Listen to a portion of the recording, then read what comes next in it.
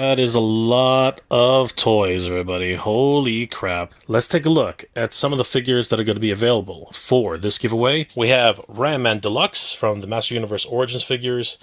We have Hordak, Ahsoka Tano, and Grogu. Black Series 501st Legion's Clone Trooper, Game of Thrones Mega Constructs, Battle Beyond the Wall, Wonder Woman McFarlane designed version. We have Rhinox, this is from the Kingdom, War for Cybertron, Aang, Omega Sentinel, Weapon X, Shadowcat from the Age of Apocalypse series. We've got these crazy Figma figures. We have Reaper, and we have Widowmaker, Antok Merrick from the Black series, Imperial Stormtrooper, the Return of the Jedi Skiff, prototype version of Boba Fett's armor. This is amazing. We've got the Book of Boba Fett, Fennec Shand, Clone Wars, ARC Trooper Echo, retro style packaging, George Lucas, Stormtrooper armor, a chance to win Battlecat as well. Then as promised, if we reach 16,000 subscribers, I will unlock all of these guys. We have Zodak here. We've got Lady Slither, the Horde Trooper, Roboto, and Triclops. Amazing.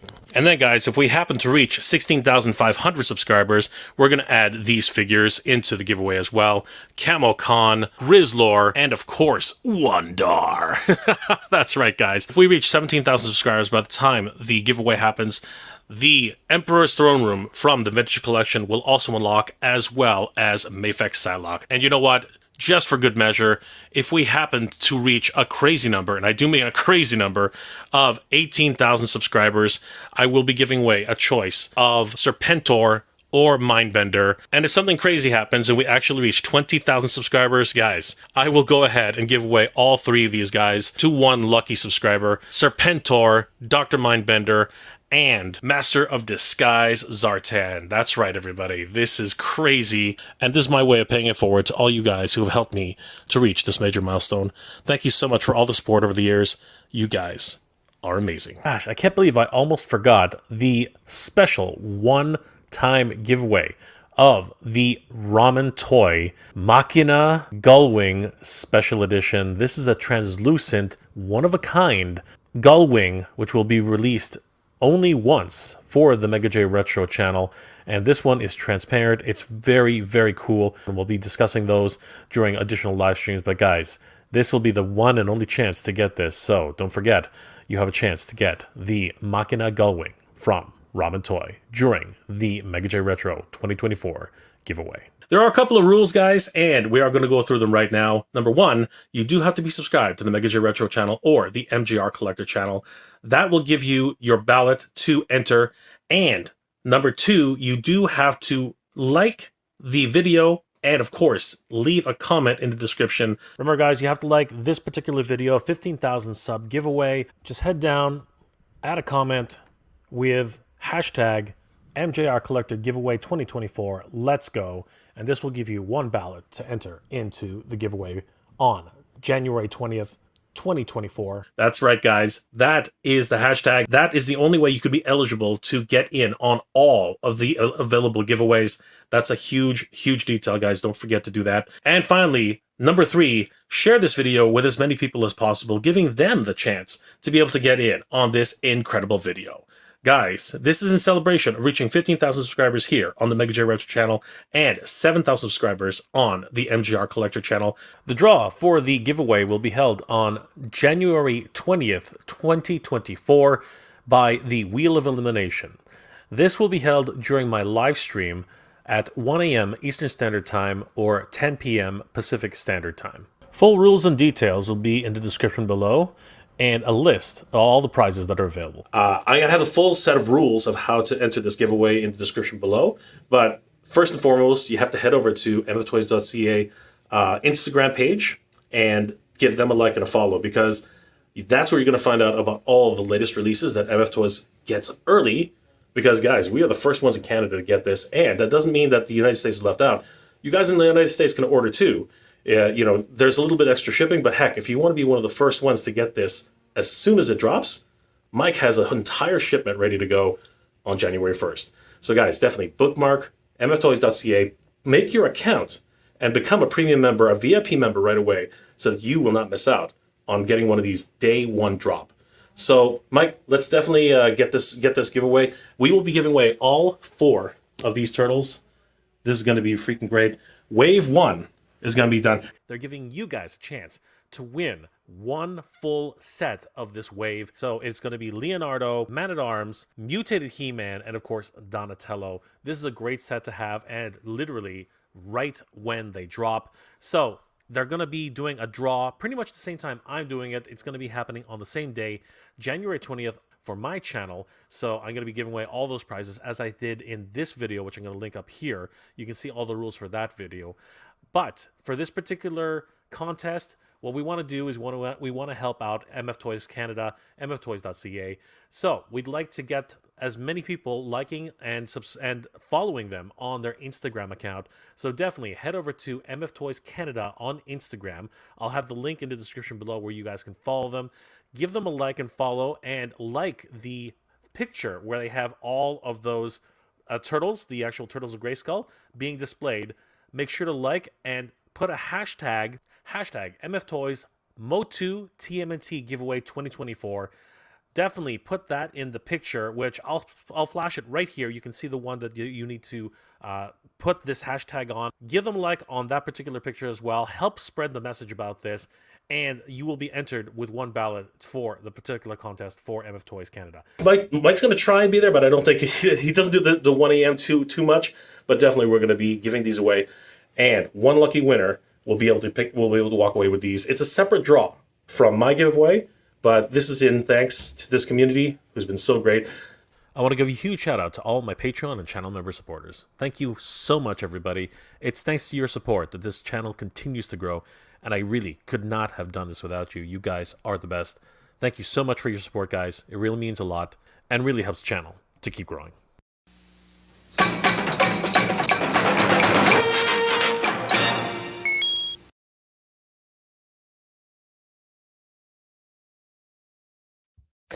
Hey guys, Jay, welcome back to the channel.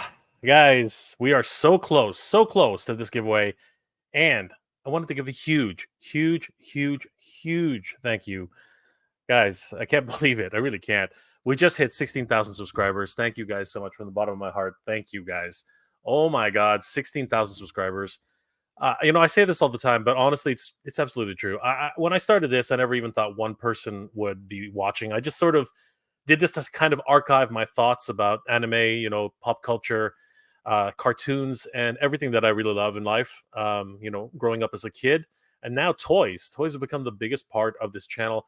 And again, thanks to you guys, we have reached this major milestone, 16,000 subscribers. And thanks to that, as you saw in the video, we have unlocked Lady Slither, the Horde Trooper, Roboto, the Zodak, and of course, Triclops. Yes, guys, those will be available for the prize giveaway on January 20th, which is next weekend, not this weekend, next weekend.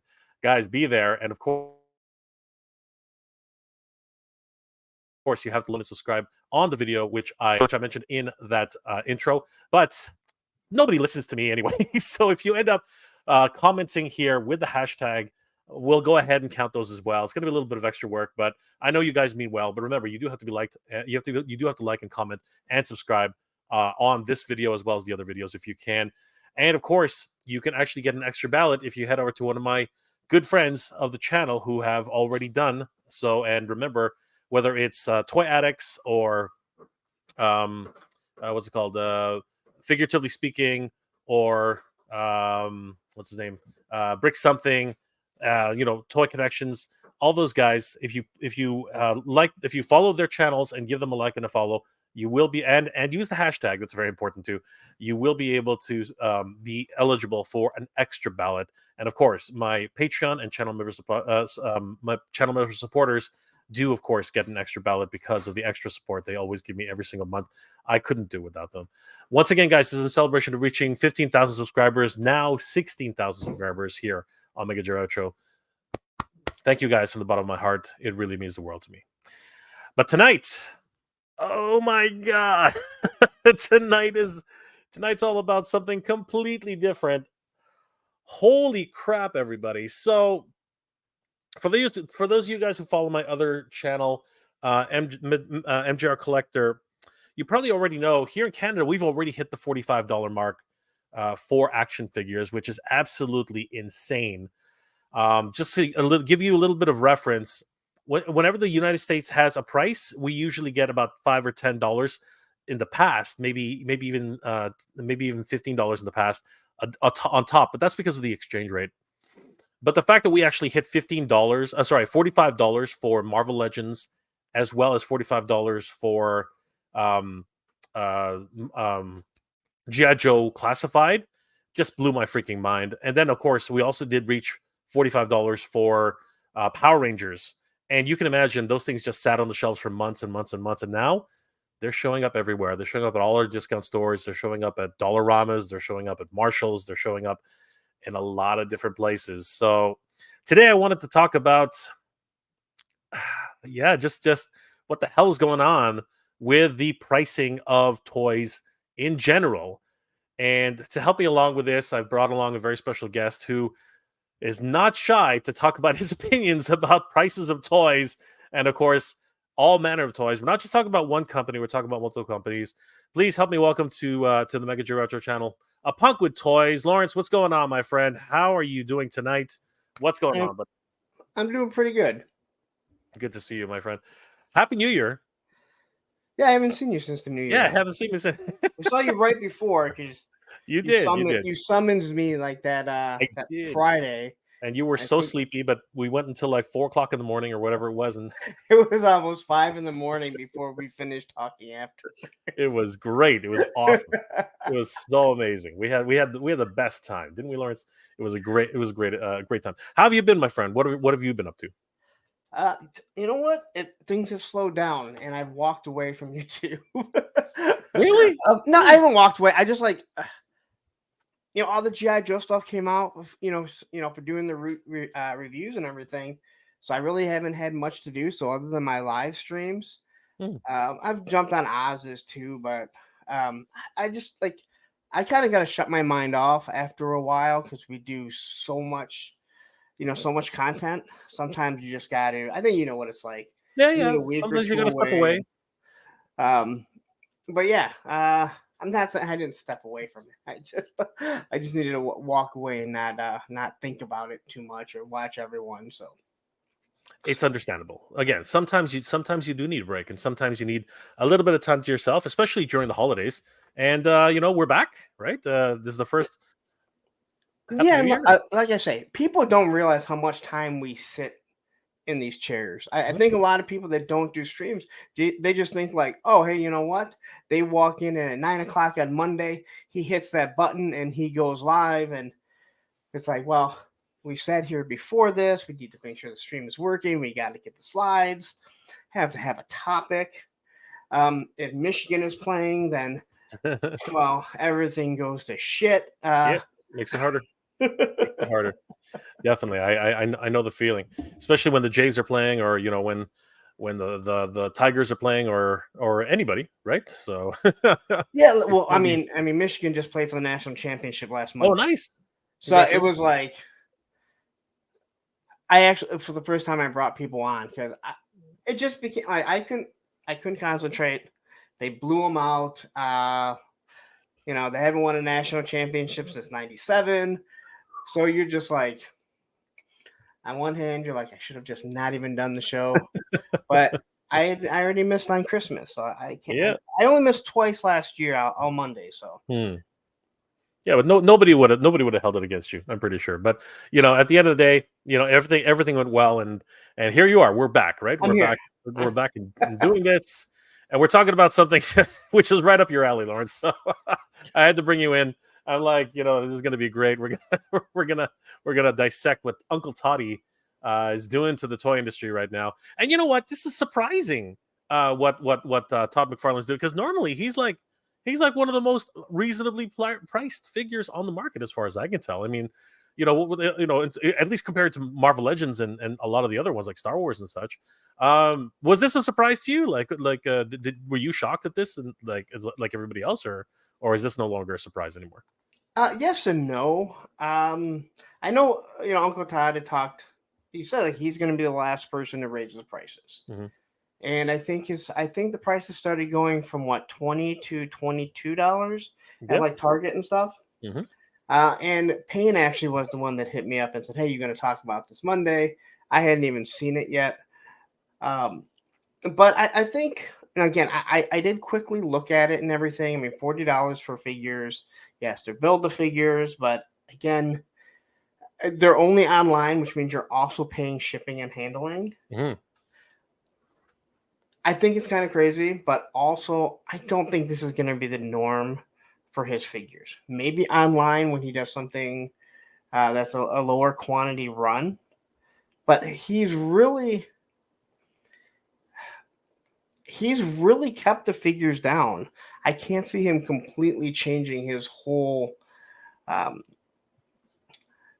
his whole way of running his business. Yeah. Like he wants them, especially. It's not like he's added technology to his. It's not like he's gone pinless and he's done this and he's adding extra paint. It's they're still the same old figures, but it is $40 for those figures. I feel like I'm saying those people, Mm-hmm. but $40 for those figures is a little pricey. Yeah. By a little, I mean a lot. Yep. And then again, there's no free shipping. You're paying shipping, so they're going to be closer to 45, $50 a figure. Yeah. If you buy the whole wave. So if actually, I should have introduced the topic in the beginning, but I never do. But yeah, this can't be good. $39.99 each for the Crisis on Infinite Earth. And you know what? This is a classic series, right? One which they keep going back to over and over again, especially in recent years. I think that multiple TV shows have covered this. I think The Flash covered it in some degree. I think Yeah. Arrow touched on it. I think a whole bunch of Supergirl. I think she was involved as well. There's a whole like all those The Arrowverse. Yeah, exactly, the Arrowverse. And we've seen multiple Superman, and it's actually brought forth a lot of fandom because we got to see all these different Supermen from different generations, come together, and different Lex Luthors, different a whole bunch of different things happening. But what is going on here, Lawrence? Like is this profit taking, or is this testing the waters? Do you think? Because like you said earlier, I can't see this. I can't see this at least in the short term. This is way above any like what you said that McFarlane was the last, but he's right now trend setting at this point because if this catches on, if this wave sells out, and I've been watching a couple of videos from I guess diehard DC fans, and some people are saying, yeah, I'll buy this wave because it's Crisis on Infinite Earth. I have to have these guys, right? There are a lot of people who are still clamoring for these things. And if this wave sells out, you can bet your bottom dollar that what's it called Hasbro and Mattel are watching this carefully, right? Even Super 7, all the companies right now are watching this. NECA, everybody's watching this because NECA is already upwards of the closer to that price anyway, right? Like Super 7's already your favorite Super 7 is already well above that, right? So there's a lot of things. There's a lot of things at stake here. What are your thoughts? I mean, I know you've already said that this is a temporary thing, but if it does sell out, what are the implications on this? I mean, this is some dangerous waters we're treading in right now, Lawrence. What are your thoughts? Well, I think Todd runs things a little bit differently. I mean, he's king of the repaints. I mean, people can say whatever. People can say whatever they want about all the Wolverine repaints, Marvel Legends, the Star Wars Black Series, GI Joe. I mean, you can say whatever you want. He is king of the repaints and changing a face sculpt. He's one of the only people that can make a face sculpt worse on a newer figure and then go back. And if he's going to do like small subsections, he might be able to get away with it, knowing like, hey, you know what? Maybe this one won't sell that well at Target and Walmart, and I don't even see that many on Walmart. I mean, when they're at Walmart, they're all over the place. Target, they're always there, but they're always cycling. Yep. So I could see him doing like small little waves of a low run with a builder figure like this. Again, $160 and not including shipping for this whole, pretty high. I mean, that's for what you get, and especially with the Flash, the Flash and the Superman, which looking at the buck looks like it's already just a reuse of it. But I could see them doing something like this. Now, Todd really beats to his own drum. I think that's, he does things that other companies won't do because, it's his own little company. I guess Super 7 does the same thing with like the reaction figures. Like, and I mean, again, I can say whatever I want about, the owner, but he likes skateboarding, so he put out those Powell. And I can tell you, I went to the skate park last week, and they have those Powell figures sitting there. Now, again, they're $20, and I don't see many people buying it, especially considering it's all young kids. They don't care about these old skateboarders that these graphics are built, made off of from the 80s. And they don't come with skateboards, so I won't even go into that whole thing. But he really does things on his own. I mean, remember, this is the guy that bought the Mark McGuire home run ball for $3 million. And then I think 2 or 3 years later, Barry Bonds crushed that record.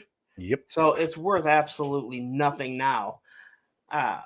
Is it though? I mean, they like it's in the Hall of Fame right now, but it's got an it's got an asterisk stuck into some idiot what I mean, like just like what the hell? But once Barry Bonds beat it a couple years later, that thing just went down in price. No, true. I mean, it's still worth something, but not $3 million.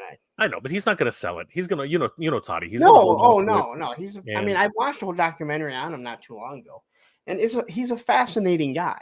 Yeah, he owned the Edmonton Oilers for a time. He was an owner. Sorry, he was an owner of the Edmonton Oilers for a time. You know what I mean? He was a minor league baseball player. That was his dream. Yeah.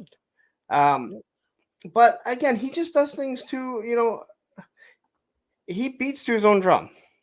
I was trying to say that without it coming out wrong, and I just don't think it's possible.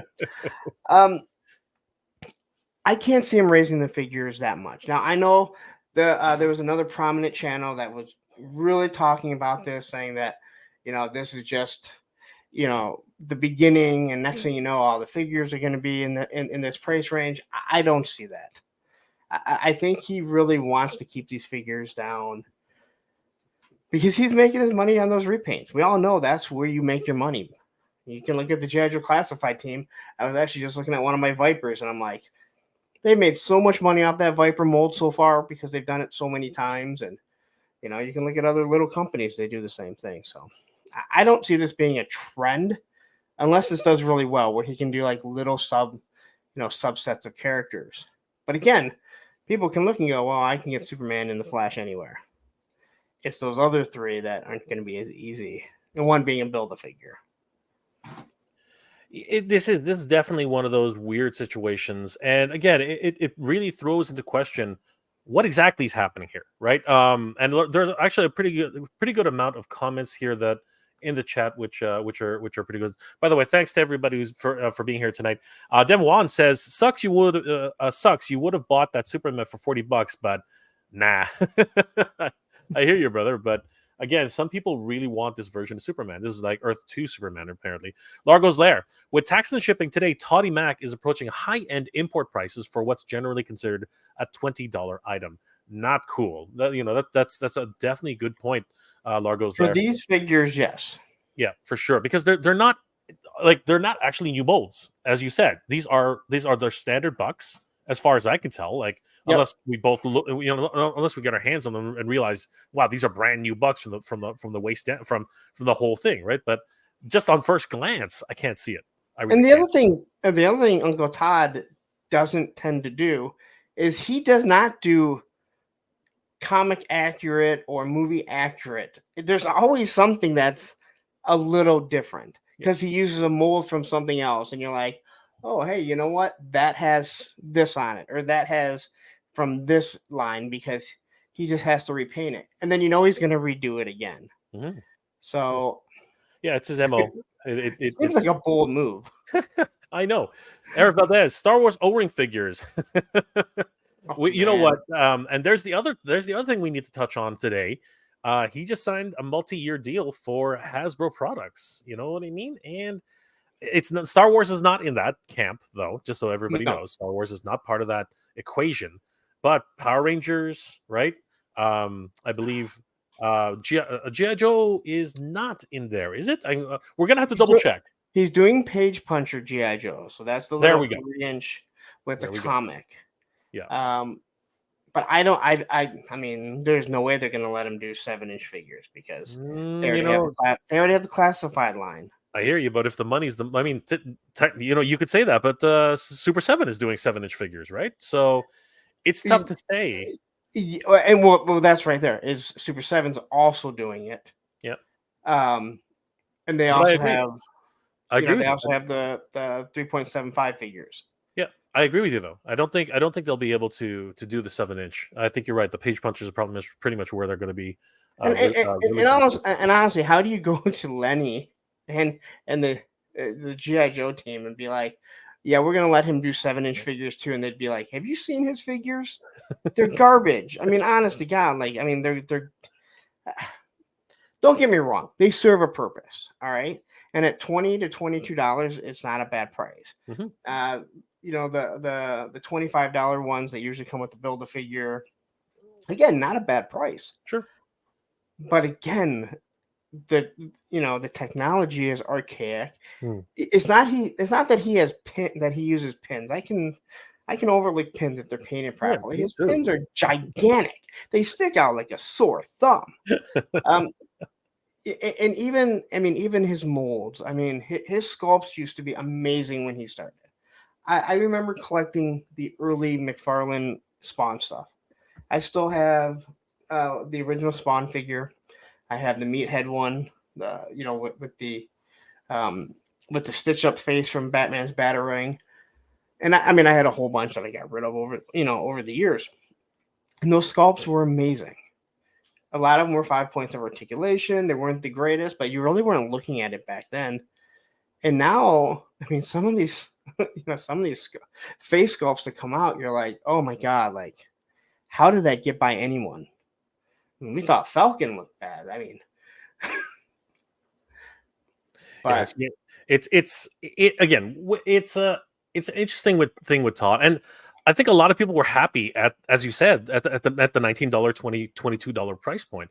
But with this new introduction, it's very interesting the way the whole industry is going actually right now. But I mean, we're living in a time right now where this economy is just so it's a roller coaster. It's up, it's down, yes, but it's more down than it's ever been up. And the problem is that food's getting expensive, rent is getting expensive, heating your house is getting expensive. The whole 9 yards is just getting absolutely bonkers right now. So that's toys are not immune to this thing. Toys are luxuries, right? At the end of the day, whether they're for kids or adults, they're just luxuries, really. And that's one of the things why I really have an issue with people. Again, there's a lot of different things. I'm going to try not to go off on too much of a tangent, but when people tell me, and again, I saw it. I mean, the comments are there, and I had to tell Ken. Because of the Delta 17 review that I did, and obviously other people. I'm like, when people talk about, hey, I used to spend, $250 on these figures back in the 80s. I mean, you have to ignore when people complain about those prices, because independent companies, again, if you don't understand, or you don't care, or you're just stupid. All right. Independent companies have to charge more than what Hasbro can or Mattel can. And when people go back in the 80s, I bought a figure for, this big for $5. Well, you know what? I was, my dad was buying cars for $15,000 back then. Good luck buying a brand new car for $15,000. Go buy eggs, go buy anything. And, again, something, a 12-pack of this Arnold Palmer is $6 at Aldi. All right. So I'm not going to complain about that. Why am I going to complain when a figure is $25 like a G.I. Joe? Don't get me wrong. If the quality is awful, then you're kind of complaining about the quality of what you're paying now. And I know your prices are different. And again, I've watched, I don't know the conversion rate, but I definitely do know you guys are getting completely ripped off. No, we're getting hosed. Yeah, absolutely. We are totally getting ripped there's off. no doubt about it. But you're right, things have gone up. And the one reason why, again, if you're getting bad quality, that's one thing. But again, they're luxuries. If you can't, if you say, hey, you know what, $25 is too much for me to spend on an action figure, there's no shame in that, right? I mean, I hope you have your priorities that you're like, hey, you know what, that is awesome. True. My kids and I watched it about a year ago. They're like, this is so stupid. I'm like, I know, but it's awesome. But it's like, these are all luxuries. And if you can't afford it, there's no shame if you say, hey, you know what? I just can't afford it. Mm-hmm. I have a family of 5 or whatever, or I don't make that much money. Or you just say, hey, for me personally, spending $25 on a figure or $40, it's just not worth it to me. I can't reason with that. But when you say, hey, you know what, they shouldn't cost this much because back in the 80s, this is how much it cost. I'm like, that was 4 decades ago. Let's not go 4 decades ago and compare anything really, because times have changed, I hope. Times are changing like constantly now. Everything's in flux, and that's actually why I think things like this are actually happening. In many ways, Lauren, I think this is somewhat testing the waters in a certain degree. I mean, I agree with you. I don't think this is going to be a norm, even though the title says is this the new norm? I really don't think so. We're in Canada, it's the new norm. It's like a lot of our figures are already $39.99, and in some cases $45, which is absolutely ridiculous. So how much are McFarlane Toys right now? They are $25 here in Canada. $25. Okay, but yeah, I don't know. I probably should know the conversion rate. You would think. Like I said, I live closer to Canada than any state, but I haven't been to Canada in well over a decade. I see it all the time. I can spit and hit it, but I don't have a passport, so I've never crossed the bridge or gone through the tunnel. What's your conversion rate when you're looking at the? Oh God, it's pretty bad. $1 US right now is 86 cents Canadian, 87 cents Canadian. I'm on Etsy.com right now. But if you go Canadian to US, wow, it's 48. Like basically for every Canadian dollar, the US dollar is worth 40. Is worth. Sorry, one US dollar is worth 48 cents. 48 cents and 35 to 48 cents US. We're under 50 cents. We're under 50 cents US. It's absolutely horrid. It's absolutely horrid over here. That is one of the lowest it's ever been. Now it's actually been lower, believe it or not. It actually has been lower, but this is pretty damn. This is pretty damn low. Like our buying power is very much shit right now. It's absolutely crazy. So okay, so I'm trying to think of how it works. So if I walked over, I could buy a McFarlane figure for under $20. Yeah. It's the same. It's basically the same thing. Like we are okay. So how much is the McFarlane? I'll do the conversion right now. How much is a McFarlane figure right now? $19. I think they're $20. They might have gone up to 20. I don't really pay attention. Let's say $20. Let's say $20. Right? $20 US. It's in and around the same price. It's around $26 Canadian. Let me just double check on Toys R Us how much. toysrus.ca. Let's see how. Hey, what the hell? toysrus.ca. All right, I'm just gonna type in Batman. What else you gotta type in, right? Like seriously, does he have Batman? I didn't know that he had any Batman figures. I had no idea he made Batmans.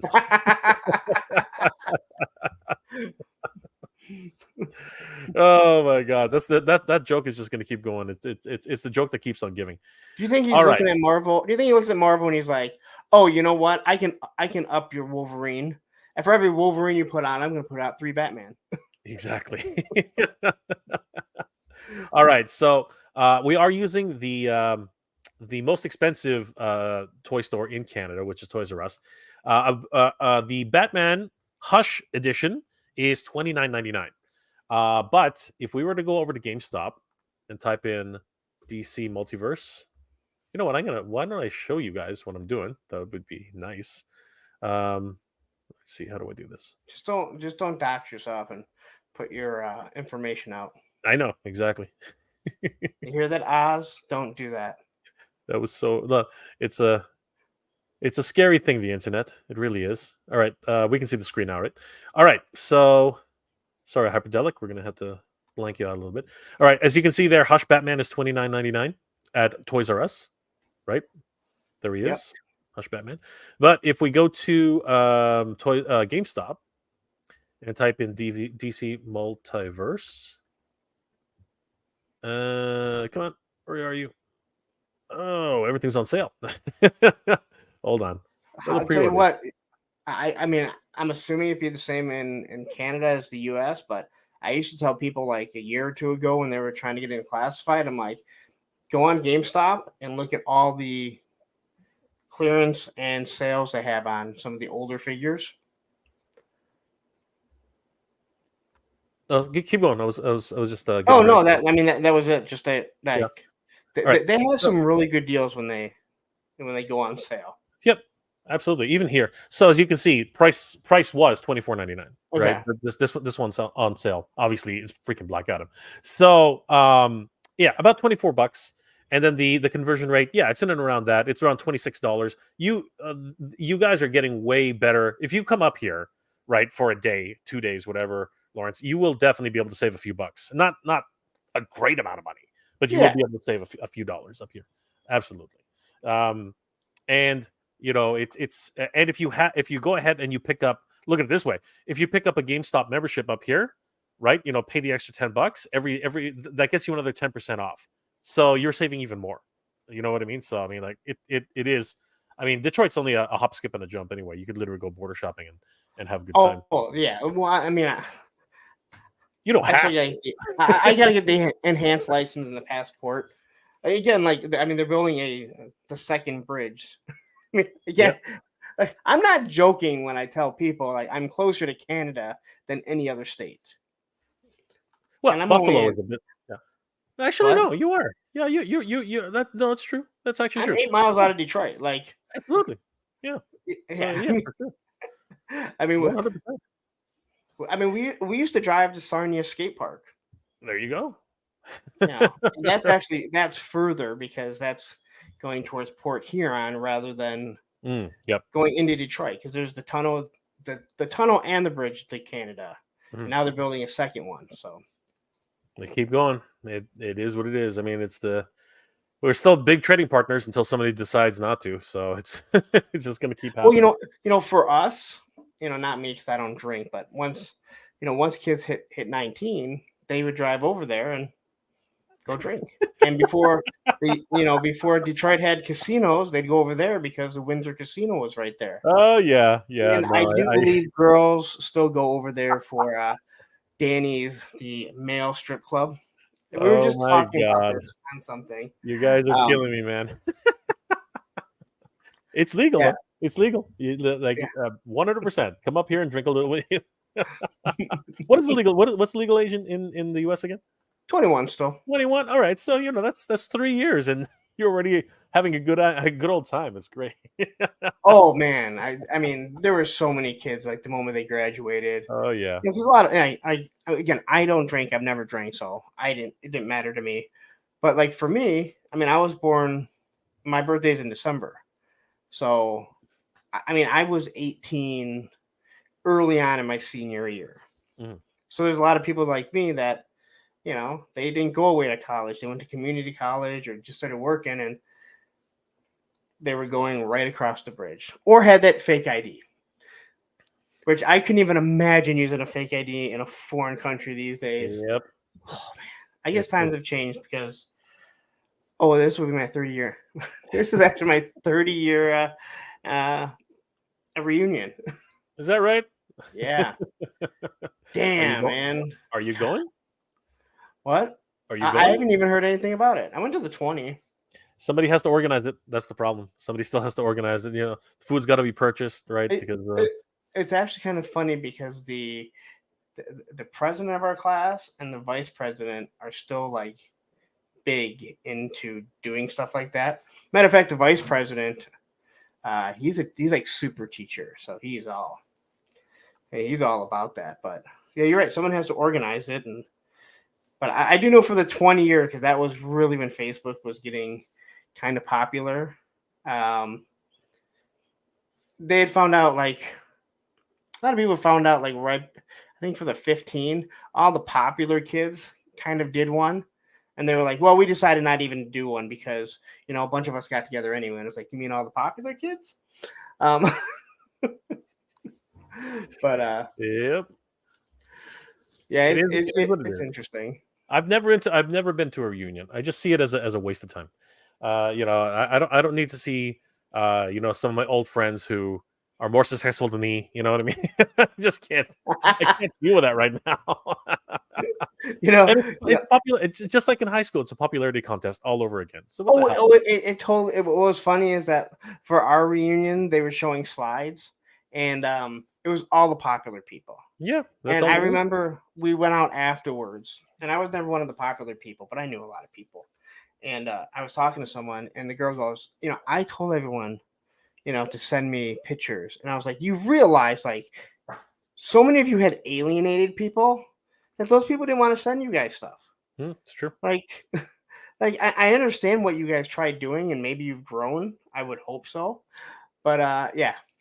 So as I'm looking at the slides, I'm like, oh my God, it's all the damn popular people and like parties where they're all drunk, and you're like, you guys still don't even see it. You guys still don't even see what you're doing. Well, again, at the end of the day, if you're popular in high school, generally speaking, you're probably going to be popular wherever you go. Sometimes that's actually the reverse, though. There are people who end up being the absolute opposite when they're in high school, but a lot of times, if you have that kind of personality when you're younger, you usually follow that personality up when you get a little bit older. So yeah, it's funny. I know I'm talking toys right now, but people find, like, I found that people that thought about being popular in high school still think that popularity is a thing. And I mean, I know people that watch me, they think like, oh, he just doesn't give a shit. Like, that's how I am. I've always been like this all through high school. I didn't care. Like, I may have been boisterous back then when I was a 115-pound, maybe 110-pound little skateboarder. Oh, those days are long gone now, Lawrence. There. Oh yeah. No, Ken. I was not a popular. I was a skateboarder. 1994. I was the only kid that skateboarded in my high school out of 2,700 kids. The X Games started a year or two after that, and that's when it started getting popular again. But I was one of those people that I got along with everyone while probably not getting along with everyone at the same time. It's a nice blend that you have to have. Yeah, no, it's true. It's true. And some people just don't stand out. Some people actually just gel with everybody. It is a rare thing to do. Jer Bear Man Cave. Velaverse figures are going down in price while other companies raise their releases. Definitely know where I'm spending my money. I mean, yes, that's true, but Bobby Vela again is a very interesting situation. I mean, he's a smaller company and he is able to control his market. He knows how to make these toys, and he's making the moves that he has to make. I do wonder how long it's going to be able to keep up, though, because eventually everybody has to start raising their prices just to keep up. I mean, you can't. Your overhead eventually starts catching up. You can't keep shoving $10 bills into these or $100 bills into these action figure sets to give away for an exciting prize. You know what I mean? It's just one of those things. It's hard to do, but he's bothering. Sorry, go ahead, Lawrence. Oh no, he's absolutely right. Like, he went from $32 to $30, and he did discuss some things, how the packaging helped some of the costs, because now everything's going to be in card rather than boxes. And for the most part, I mean, who cares if you're opening it, or even if you just want to inbox, it's on card. The other thing that you have to remember is that he's only had $3.50 for like 3 years, and the amount of repaints that he has pushed out. And before anyone gets mad at me, listen, they all do repaints, right? I feel like he's kind of set on the same bucks while working on new ones, because there are new ones coming out, knowing that people are still going to buy them. So why really invest in all this new tooling while you don't really need to? You can still make money off the repaints. I mean, how many steel brigades are there? How many of the troopers that he's pushed out do you have? So again, it's wonderful that he decided that, hey, you know what? I am now making more figures, which means my cost has gone down. And this is kind of what Uncle Todd had talked about, like him wanting to do. I would rather produce a whole bunch of things and make smaller profit off everyone, but sell more rather than sell less at a higher profit. Mezco does it as a, high profit, but there's a lot less. At the same time, we all know, like, if you buy Mezco, well, I want to say it doesn't go down in price, but people will be getting, you can go on Amazon and get those Destros for $60 right now. But for the most part, Mezcos don't really go down in price. They keep their price or they go up. They are rather collectible, and that's actually the biggest thing about Mezco products. Rodimus Prime says $35.95. Good thing I don't collect DC figures. The stock, though, for those that do, this sucks. I think it says this sucks, though, for those that do. On the bright side, I finally found the elusive Studio Series 86 Frenzy at the GameStop. Congratulations, brother. Hope you glad you found him. Hey, I gotta say this, Rodimus Prime. I say this all the time. I'm so glad I don't collect Transformers, because oh my god, there are so many lines of Transformers, whether they're knockoffs or not. Like, I don't know how anyone keeps up with it. Well, I mean, a lot of people would say the same thing about oh, I know what you're saying, like different sizes. There's just so many. Yeah. Like I turn on Tidarium Hangar. Yep. And he'll do like a 25-minute video. Oh, like yeah, 20 minutes about his Transformers. And I'm like, you listen to his name and you're like, I would assume you're all about Star Wars, and you did 20 minutes out of 25 minutes on different Transformers lines, this knockoff, and I'm like, I can't even imagine. Yeah, Rodimus, I'm doing well, thank you, my friend. But it's true though. There are a lot of, because there's Masterpiece, there's so many different ones, like Voyager class, this class, Power of the Primes, all of them over the years. So yeah, and it's not even that there's so many of them look so good that I'm like, I would be absolutely broke. Even more. Yeah, exactly. Like, even more. Okay, like I'd be even worse. Absolutely. But some of them look so good. You're like, I want that, and I don't even collect Transformers. Black Angus says it's good to have a breather so you can collect your time and go at your own pace. That's in reference to Lawrence's break. Absolutely, 100%. Again, it's tough doing this thing. You know what I mean? If you actually knew how much time we spend editing and even just preparing for a live stream, it's very, very difficult sometimes. And again, something that when I started doing it, and I started speaking with Matthew, who eventually became my moderator, consistency is king. Mm-hmm. I'm there every Monday, and I wanted to make sure that I could do it. And so people know on Mondays I show up. People will be like, "Oh my God, so and so's on Mondays," and I'm like, I have no idea, because I don't pay. I mean, I can't pay attention. Or if someone goes on before me, I'm either fixing things for the show, or I'm taking a nap, because I need to get a nap. It's been bad. I'm not a nap guy either, but these late streams that I've been doing, I'm like, I can't do it. Which is why it's amazing Lawrence is even here. Well, I don't work tomorrow, so. Oh, there you go. Captain K23, Cowboys will win the Super Bowl. Quote me. We shall see, brother. We shall see. But you know what, Captain? It might actually, anything's possible. I'm Cowboy fans are just as delusional as Toronto Maple Leaf fans. All right. Wait. Hold on. Toronto Maple Leaf fans have no delusions. It's always an expectation we're going to lose, but once one game is actually won, then they're like, oh, just another game. But we always have in the back of our, like, I'm not a fan of the Leafs, but there's always this little back of the head things like, yeah, we're going to lose, but let's see how far we get. Like, when you get on this side of the border, it's like they feel like they've won the Stanley Cup every year. Yeah. And you're like, no, not even close.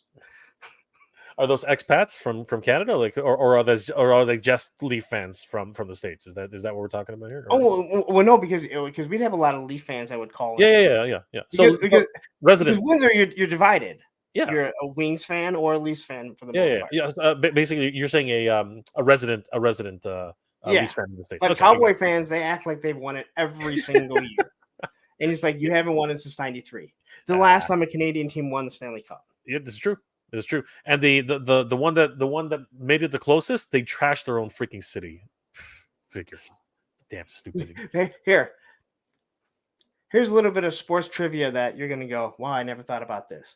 Do you realize that since the last time a Canadian team won the Stanley Cup, the baseball team has won the World Series in Canada and the NBA championship? Since that time, yes. Yes, because the Blue Jays won it also in '93. That's right. But later on in the year. That's true. That's true. Absolutely pure insanity. Absolute pure insanity. It is funny that way. That's another factoid that you can always bring up. Brian Stadler, I'll get Batman soon. Buying me an entire wave is rare. How many Batmans are you gonna get? Because there are a lot of them out there, brother. But a lot of times his waves don't even make sense. You know what I mean? Like, was there an actual wave of Nightfall characters? No, it's like Batman, Nightfall, and then who else comes out in the wave? It's not like you did like Nightfall, Batman, Azrael, Robin, and Batwoman or something. He's all over the place. He is, but you know what? Not nearly as all over the place as how are they called? Power Rangers. Power Rangers is a terrible, like in terms of like completing lines. You can only hope and dream that a line will actually get completed. It's absolutely. Yeah, I can't even speak to that because I know nothing about Power Rangers, other than the original Pink Power Rangers was by far the hottest. Amy Jo Johnson, Johnson. She's definitely gone on to do some great things, 100%. So yeah, I don't disagree. Wasn't she in Felicity? Sorry, wasn't she in Felicity? I think maybe might have been a Felicity. She was in a Canadian series called Flashpoint. She was in a couple of other smaller roles, but she unfortunately didn't do too much after that. But it is, again, it is the sign of the times. That's just the way it works. Q Cult is wondering if it's an MOQ. This is a McFarlane online exclusive, so possibly, but still, he's had online exclusives before. This is just a really strange and very shocking initiative right now. I think that it caught a lot of people off guard, and now we're all talking about it just based on the idea that it's $40 fucking. So Articulated Ninja did something on it, and I watched it. And towards the end, he talked about another YouTuber that he had watched, and I don't remember who the YouTuber was, but he did give him credit and everything. And he said that guy had actually emailed them. Yeah, what's the reason for this or whatever, and they had wrote back, and they did basically say that this is a smaller quantity run, and that's why there is a slight increase, which he said that just made him laugh. I was saying a slight increase. It doubled the price on them. That's not a slight increase. But I guess, that is what they're saying, that this is a lower quantity run, so it's going to cost more. But again, how many of those Superman bucks are out? Maybe the face is different, and that flashed. How many of those bucks have been done? So no, I don't agree. I don't disagree. I think you're absolutely correct. But it's interesting that they should say that it's a smaller quality run.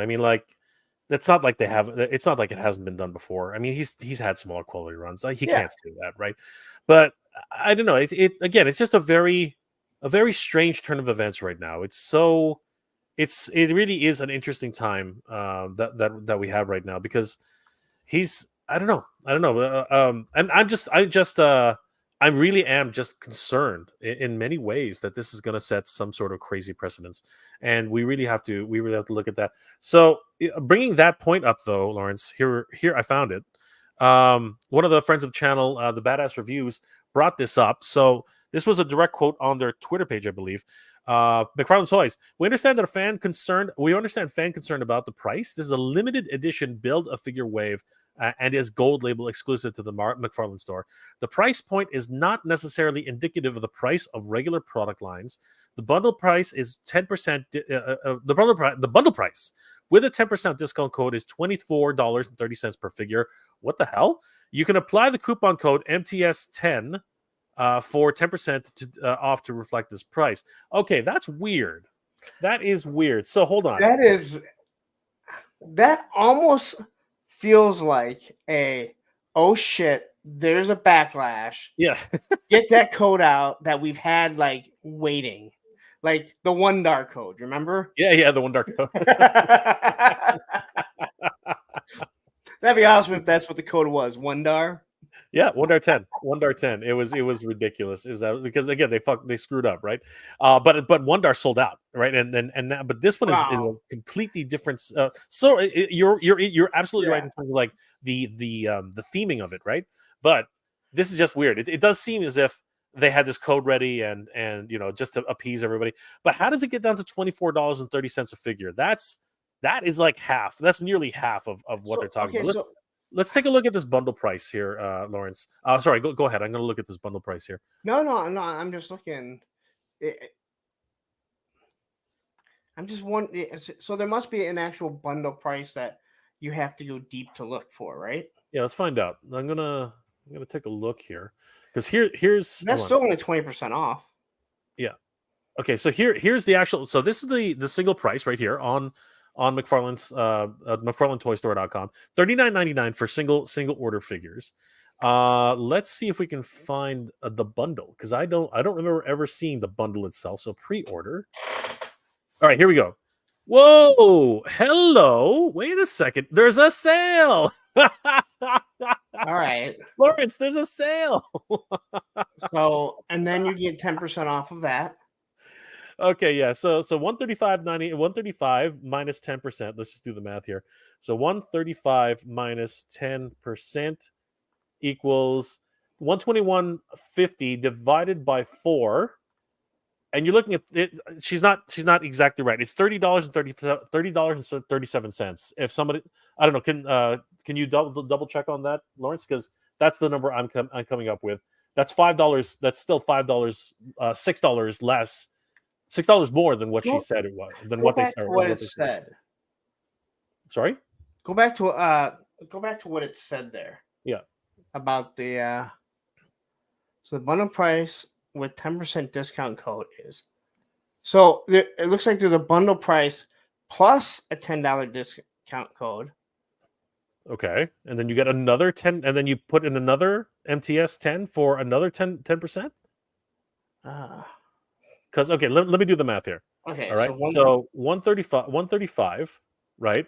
So if what they're saying is true, minus 10% equals 121.5, and if I minus another 10% from that, that's 109.35 divided by. It's 4 figures total, right? Because it's a build figure wave. Yeah. Divided by 4 equals. Okay, yes. No, it's still not. It's 27.33. So I mean, like, there's some funny numbers going on here. This is kind of weird. And you know what? I actually did hear this from another YouTuber, another toy tuber, who sort of said that the numbers still don't add up, right? And again, this is just one of these. I wonder if this is like a little bit of corporate speak to try and like to lessen the blow a little bit. But if it was $24.30 a figure, but that's still not including shipping, right? Yeah. So I don't know where this 24 because you're right. Because reading this, it looks like the bundle price, and then you take the 10% discount code, which the discount code is the MTS 10. Yeah. It still comes out to be $30 a figure. Yeah, around that, 27.33 at least, right? That I think that's the first one without the additional 10. Sorry, just the first discount code that we just talked about now. Yeah, it's only $30.60. So that's still $30 a figure, right? A far cry from $40 a figure, but still enough that shipping and handling. Yeah, exactly. That's the other problem, right? So there's some fudging of the numbers going on here, Oh, and this statement is just absolutely strange. hold on, wait a minute. It is. Go ahead. Figured it out. All right, you got it. So what was it? It was. All right, so let's go by the numbers here. Okay, 135. And you know what? I'm also minus- gonna add. I'm also gonna do it right on screen here. I mean, Hold why on. not, right? Here, But let's check it out here. So it is, where the hell did we go? Yeah, it is 135 right now for the bundle. 1350. Okay. Yep. All right. Now divide it by 5. Why divided by 5? Because it's Build-A-Figure. Oh shit! Now I see. Oh my god, that's terrible. Yes, you are right. Is that right? Oh, that is such a terrible. That is complete. Oh my god, you are right. Is Oh that my right? god, that is complete bullshit. That is so much bullshit. So 135 minus. I think you're 13 right. I think you're right. equals- 135 minus Divide 10%. that by 5 comes out to be 2430. Holy shit. Holy shit. Oh my god, you're so right. Oh my god, that is corporate speak if I've ever heard it. That is fucking bullshit. How many YouTubers does it take to figure out how many figures crap. are in a McFarlane wave? Oh man, like Lawrence just cracked the code, man. That was genius. But you know what? That was I'm pure sorry. genius. That's it's false advertising. Oh my god. That's hilarious. Kenzo, do you want to join us? I can send you the code, right? I'll send the code to Kenzo. Check out oh my god, Genghis snuck him that answer. Yeah, exactly. Oh my gosh, that is terrible. That is absolute. Seriously, that's like mind twisting kind of like. But oh my but God. if you look, every time they show it, they're showing all 5 figures. That's true. They're not taking. I mean, That is so true. They know exactly what they're saying. They're saying, well, why would you order only 3 and then be so close to having that Build-A-Figure? Just order all of them, and here's how much it's going to cost. That is so ridiculous, and you're absolutely right. Like that is, people are going to hate me for this, but Spectre Creative, he always talks about it, how they're weasel words. You know what I mean? And I totally get that. I totally get now, because that is the ultimate expression of weasel words right there. That's just it's very deceiving, and they don't say anything about if you include the build. If that said, if you include the Build-A-Figure, so you have 5 total figures with the 10% code and the bundle discount, they come out to be $25. I am so, oh my god, that what, that your logic just blew my mind right there. I was like, how is it 4 figures? And all of a sudden, nope, there's 5. I'm like, 5 figures. And yeah, you're right. The way, if you look at it, right? If you look at the picture, they're showing all 5. Yeah, it's right there. It's like 5 figures in this. That is weaselly, man. But 4 boxes. That is weaselly as shit. Like that is, oh my god, that is just so ridiculous. That's the type of false advertising that I don't like. Oh no, I am totally against that. 5 fucking figures for $24 each. Shit. That is so ridiculous. I mean, back in the day, and even today, and this is actually why it's getting kind of pissed off a lot of people. Back in the day, the idea of a Build-A-Figure was you needed to complete a wave, even if you got a figure you didn't really want, but you wanted that Build-A-Figure, right? And it was supposed to be added value. This is no longer added value if you go by these numbers. That's what's it called? That's disingenuous. That is truly disingenuous. And you know what? You should definitely post that on your feed, Lawrence, because you should clip this part out where we have that aha moment and start putting that on on YouTube Shorts. People will freaking lose their minds. That is just freaking crazy. Holy crap. Yeah, I think disingenuous is probably the best word that you can use for that, because it is. And also, like, it doesn't say that anywhere in this. What's up, gentlemen? So how you doing, Ken? How you doing, Ken? I'm doing fantastic, Lawrence. How are you? I'm good. I'm Is not good. Harbaugh going to the pros? That's the question. No, I'm joking. We're not talking sports here. Probably, unfortunately. And you got any of those Stanley coffee mugs? He's there. Man, those people are going crazy, man. You want to get poisoned? Like, you better start cleaning. To do with it. You got to clean those. You got to clean that stuff right, man. I've seen some disgusting. I don't know if you guys have seen those videos where there's molding underneath that little tab. That gives you the yeah, my ex had pointed out to me on all like any type of bottle that you reuse. She was like, you need to pop that thing off and clean them. Like, what are you talking about? She's like, yeah. She's like, those bottles that like you use all the time, like the kids would have them over. And she was like, I looked at it, I'm like, you need to just pop it off with like a razor and then just clean around it. And I'm like, all right. Yeah. I got my kid has one for school, and that's it. You got to get in there real good. But yeah, I don't mess with that stuff. I'm not a coffee drinker, so I'm good. No, I'm not either. But for my waters. Here's a good one. The Philip Attorney Oregon IRL. We need a Nick Cage accurate Superman Lives figure. That would be awesome. That would be awesome. It's gotta have the glow features from the suit, because it was supposed to glow.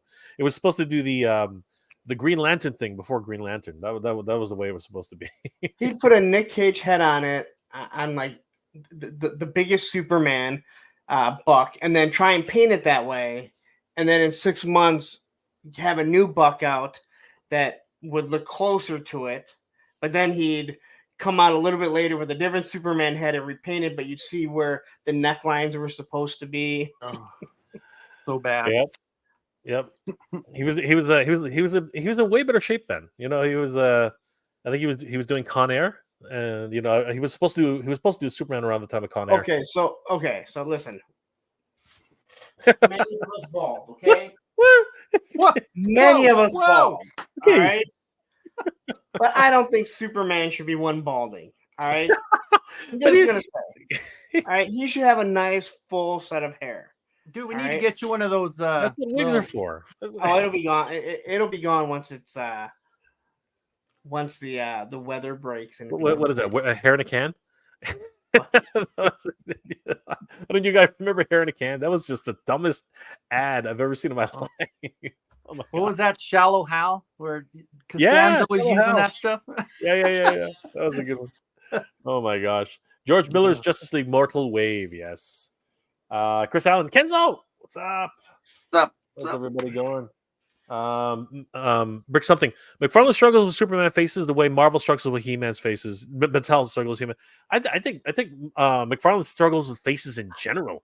I mean, seriously, especially easy there. Whoa, easy, Kenzo, is it? I don't have an issue with him. With faces He-Man are bad. I don't know why everyone has such an issue with He-Man faces. I don't have an issue with them. No. I love the. Okay, first of all, I still stand by my statement that the 40th anniversary. Jeez Louise, Kenzo, stop. Because you're a Nickelback fan, right? Okay, that one looks bad. All right, I'm telling you. All right, that one looks bad. He-Man does have a bit of a face which is hard to really nail, depending on your depending on which He-Man you grew up with. You know what I mean? Because there have been several He-Mans, and you know, a lot of people do have their favorites, right? I'm still partial to, you know, the original He-Man. I think he's still one of the best looking versions of He-Man. He's got that mongoloid look, you know what I mean? It's not that hard. It shouldn't be that hard to make him, right? Except for Mondo. What the hell, Mondo? Stop doing that. That's just scaring the kids. Not a good idea. You don't want to scare the kids anymore. No, I mean, the face sculpt that I still think that I don't know why no one can nail. By no one, I mean Hasbro, is Princess Leia. I don't care. Listen, Allison, if you're watching, God bless you. I know that those new Black Series ones look better, but they don't look good like you think they do. She still looks bad. All right, they've still yet to make a good Princess Leia. I mean, I got a couple of them at Ross for Christmas. I haven't really looked at them that closely, but yeah, I did get a couple of those at Ross. You know what, Lawrence? I have to say though, you can't get any worse than this. I mean, this is just absolute. This is just absolutely horrible. The original Power of the Force, where she looked like a monkey. Oh, wow. That's still the worst. You can't get any worse than this. This is pretty much like that is just what happened there. She kind of looks like an elf. Well, and the skin isn't even matched, like is it? Dude, this looks like some dude, like a sad dude, man. Oh, that's bad. After I got there, I'm like, no, every other layer is perfect. I don't care what you say. That's true. This isn't even like really getting terrible here. This isn't even Butterface. I mean, like seriously, this is just absolutely terrible. How old is that figure? Old enough that it's actually starting to increase in value because they're never going to make another one like this. That's what I'm saying. Like how old is that? What was this? 2000, 2010, 2011? Okay. Something like that. Hold on. What? It's right here. Hold on for a second. It's fucking right there. It says, fuck me, where is it? And while he's looking, this is my favorite He-Man face, even though it's faker. It's a classic. It's the Ultimates. They don't that have looks good. Yeah. Copyright. I don't mind the origin. Most of the origins. Even the new one didn't bother me. It looked different, but okay. 2013. It was actually on the back, right? Okay. See, there it is. So that, like the I'm gonna get this one for Lawrence. The Hooded Cobra Commander is not gonna ever come out for Never. weird reasons. I didn't say I did not say that it's never gonna come out. Never. It has been handed down. All right. All these people that want to argue about it, like, and people blame Emily for it. Emily's the reason, really, because people that can't read the article that I posted, literally the first line, it says the producer of Rise of Cobra. He was the one that said it. Bobby Valla, he talked about it on a live stream. I was told by a guy that was in charge of G.I. Joe at the time in a live stream. He told me backstage how this all went down. The Bonaventure admitted that he's the reason why we won't get a Hooded Cobra Commander. And then people want to argue about it. So no, people always want to argue about 3D it. Print it, you'll be fine. If somebody wants it, they could always print it. And you know what? I want one. There's no doubt about it because it's one of the classic figures. But I think people want it because they can't have it. They can't have it. Yeah, it's the Eric Cartman theory. Yeah. Yeah. I mean, that's just it. Just what it is. Like, you can't have something, so now you're mad about it and you're gonna complain about it. But again, all you have to do is go on eBay and go, hey, look, there's one. Oh, look, this one's already painted for me. I'll just order it and then I will just pop it on Cobra Commander. Okay, so Lee Benson says it's limited amount on the website, so it's kind of like Mattel Creations, which they sell exclusives for $30. And you know what? On that note, I mean, we actually don't have to think that hard. This little guy, he's $40. Yeah. Okay, like this, and everyone, depending on your state, no one can find this guy. Depending on your state. Oh, he's all over, but I haven't seen him on clearance now. Well, again, it depends on your state, though, because like there's some states, again, like always, some states are getting like inundated with these things, and other, because I went to Buffalo the other day, and I found like 20 of him, right? Mm-hmm. But then there are other smaller states or smaller, communities. They're like, we can't find any of these guys, and he's $40 freaking, man. He's $39.99. Like Kenzo, unless I'm mistaken, or Lawrence, how much is this guy? He's $39.99. He's 40. Right? Yeah, he's $40. He's $40 freaking dollars. And I honestly. I look at it the same way that they did with the Flock Panther. It was tough to find for the first couple months, and then the racks were just completely loaded up, and then it ended up selling for about $15-$20 after a while on clearance. He's going to go that same route. Yes. Well, there are people that are like, "Oh my God, there's only so many of these made," and I'm like, "Dude, don't." It's a Walmart exclusive. They're going to be everywhere. They are. But you know what? You compare, but think about this. I mean, don't get me wrong. I love this guy. But does flocking and an extra head, plus the straps, which he was already going to come with the original figure, like, this is, when you really think about what's going on here, I mean, this guy doesn't really come with a lot. I mean, like, he's basically a standard figure with flocking and an extra head. You know what I mean? Like, that's what Mossman is. And that head has already been used, so it's not like they even had to make it. Right. Both heads. Yeah. Both heads had already well, been made. and you look at it, it has to be the flock, because then when you look back at the Panther, you did the same thing. You have an $18 Panther and you have a $40 Panther just based on the flocking. I mean, but Panther there's a lot more flocking to it. That's where they justify it, though. I mean, as far as that goes. I agree. I think it was way overpriced, but and the smell is not even. Oh my gosh, I'm sorry. There's no. It's not like the classics was probably the best overall, and the vintage, but this one, the smell is not. Yeah, it's not good, right? But I mean, look, seriously, what does he come with? He comes like you they spread the pack. Basically, they took the regular pack out and they spread it out a little bit. You know what I mean? Like, because this is basically a standard figure. He gets he gets 2 accessories, okay, maybe, and then he gets his straps, which normally would just be on the figure himself, and he gets 2 extra heads and an extra hand. Like, this is arguably like Lawrence said, the only thing special about this guy is the flocking. And does flocking really cost that much? Because apparently for Panther, when he first got released, it was the exact same thing. The price was extra freaking nomical. You know what I mean? But this guy's actually he's priced more than Panther. And this guy was priced more than a freaking cat. Like, what the hell? Like, this. And I'm gonna Mattel, if you're watching, earmuffs, because I don't want you to hear this. Listen, if I paid $40 for Scareglow, I'd be pissed. Until I realized how amazingly that guy glows, I'd be like, you know what? $40 was worth it, because that guy will glow for like 2 hours after I shut the lights off. Ooh. All right, this $140 Mythic Legion guy who looks amazing. If I don't have the light blasting on him for like 2 hours, his glow stops in about 10 minutes. And it's not even close. I mean, seriously, that top shelf lights up because of the 3 Mattel figures. Mm-hmm. But even Scareglow still glows better than those skeletons. Yeah, Scareglow is awesome. Yeah, absolutely.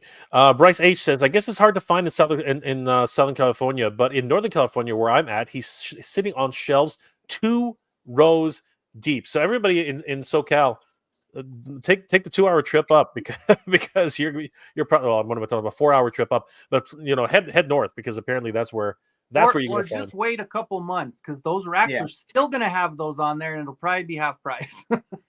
That's why I'm waiting. I mean, I was like, I picked the thing up. I went $40. Nope. If it was $25, I probably would have picked it up. But $40, I'm sorry. I mean, the only person that's getting their money out of the $40 one is Hella Dope Toys and their Moss Man stuff.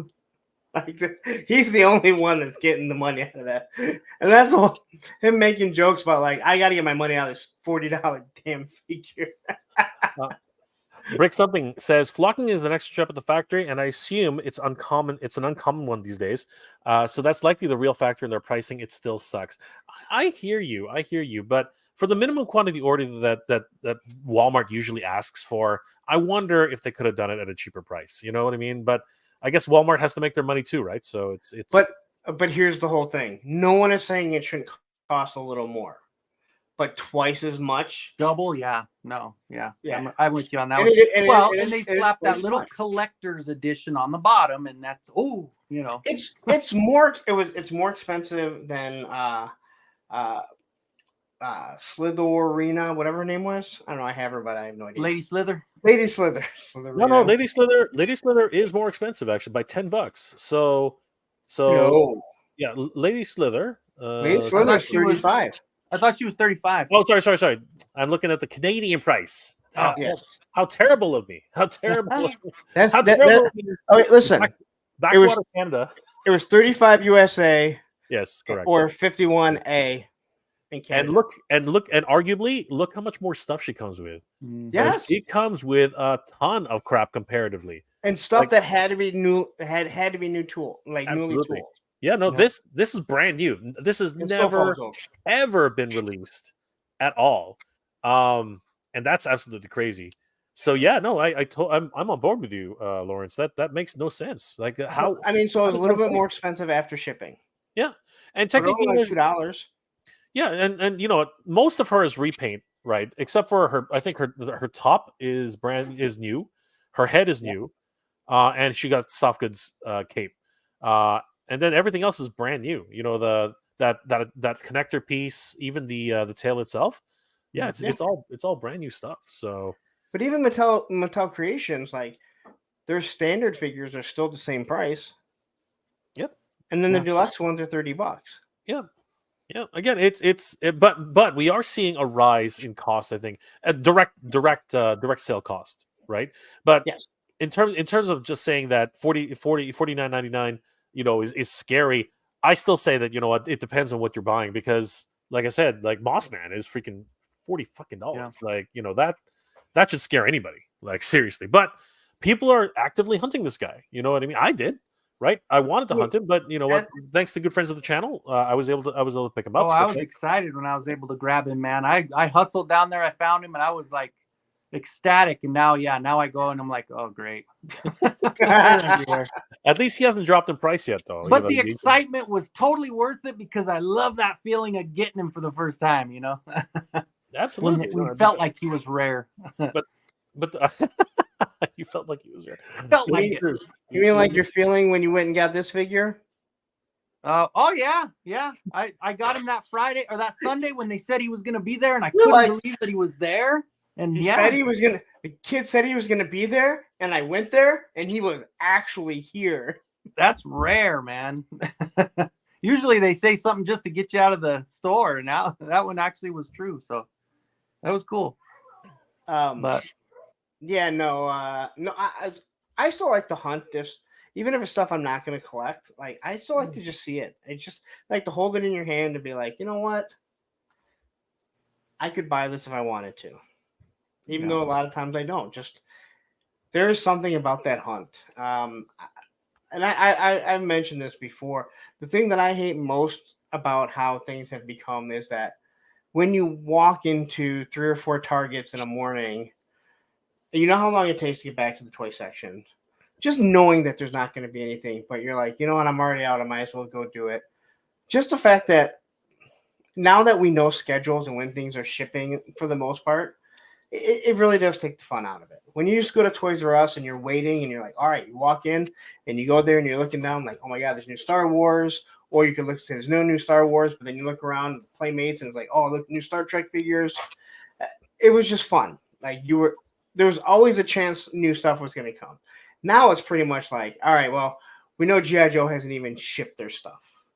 You just go on Twitter and you can find out like, hey, these things are hitting the water. Or you go on Pop Finder and, you know, type in your little numbers and be like, oh, okay. These things are all sitting at Target, but they can't go get them. Or they don't have a SKU for it, so you have to ask for it. That's why a lot of those G.I. Joe figures don't get brought out, because they don't have a SKU for it. Mm-hmm. The other ones have dates on them that they can't bring out. But you'll know about it right away because of Twitter and Instagram. And sometimes the technology takes the fun out of it, right? That's why those Ross hunts were always so much fun, because you knew the price was good. You knew they were getting flooded, and it was just like, now mine's completely empty. Christmas was good, now it's done. Well, my closest Ross is 30 miles away. Yeah, that is what happens. Hal Jordan, I was stoked on the new Angel figure until I saw that insane price of $53 Canadian and change after the Edge discount and tax on EB. And that's not untrue. I mean, right now on Entertainment Earth, Angel is a deluxe figure at $34.99. And you know, again, he is a deluxe figure though, right? And he's got a lot of brand new tooling. I mean, what do you guys think? I'm excited about this guy in particular. Like, I think those are brand new wings, right? Those are absolutely brand new wings. I don't think that this is something we've ever seen. I think this figure looks amazing. I have no intention of getting it because I don't collect Marvel Legends. But as a figure, I think he's amazing. The other thing that was brought to my attention is that they had to retool it and actually remove the butterfly joints so they could put the wings on it. Yeah, makes sense though. Yeah, and that's a bit of a sacrifice, but it makes sense. I mean, they had to retool the. I think this is a Vulcan buck, which I guess if you retool it, is no longer that buck, right? True. But they give him 2 heads and 2 hands, and I mean, yeah, $35 is kind of pricey, but Yeah, but for look at that wingspan though. Holy, you look at the gargoyles. I mean, yeah. I'm willing to bet that this one. Oh yeah, the gargoyle, the gargoyles. Yeah, and these wings actually collapse. That is so true. The gargoyles, you get a little bit more. They're a little bit bigger, Yep. but I can guarantee you that the plastic is not going to be as good as this. Yep. I mean, I do like plastic the is weird on the wings. Yeah. What was that? The plastic is weird on those gargoyle wings. I did that custom for that Granomir, and doing those wings, it was just it's weird. The way they feel. Yeah, I love them though. I highlighted a toy tuber who actually used a heat gun to actually curve them in and actually make them, and it was actually a pretty good solution. So, I mean, they're made of a malleable plastic. Well, once you heat them up, they're made of a sort of malleable plastic that'll work. You'll never get them back into the same shape though. So once you do it, it's a one and done deal. So do it right. I saw a lot of people do that. After one person did it, and then a lot of people used a heat gun. But for me, I'm not a customizer, and I don't have a problem customizing something or making changes to it as long as I have one. If I collect it, as long as I have one that's going to be complete. Like all the GI Joes, if I only have one of them, I am not messing. I'm not cutting the gun. I'm not putting any paint on it. I'm not doing anything because I want one to be just complete. I'm not planning on selling it, but it's just that's your OCD that kicks in. And right now I've realized I'm missing a whole bunch of accessories. All right, Wise Gorilla, I'm not sure I understand what you're saying. McFarlane always sells his exclusives at $40. It's not the norm. They said it at Facebook. I'm confused. I don't ever remember him selling a gold label figure, Build-A-Figure at $40. I don't know. That's why this is that's why everyone's so shocked by it. Yeah. But I mean, Wise Gorilla says McFarlane always sells his exclusive at $40. It's not the norm. Again, those are two weird sentences there. Maybe you can elaborate because I don't understand.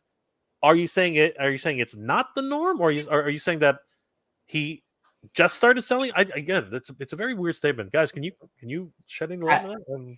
No, it does kind of contradict. Yeah, a little. I tried reading it. It's 1:30 in the morning, so I've already solved one thing today. I know. Okay? I don't need to solve.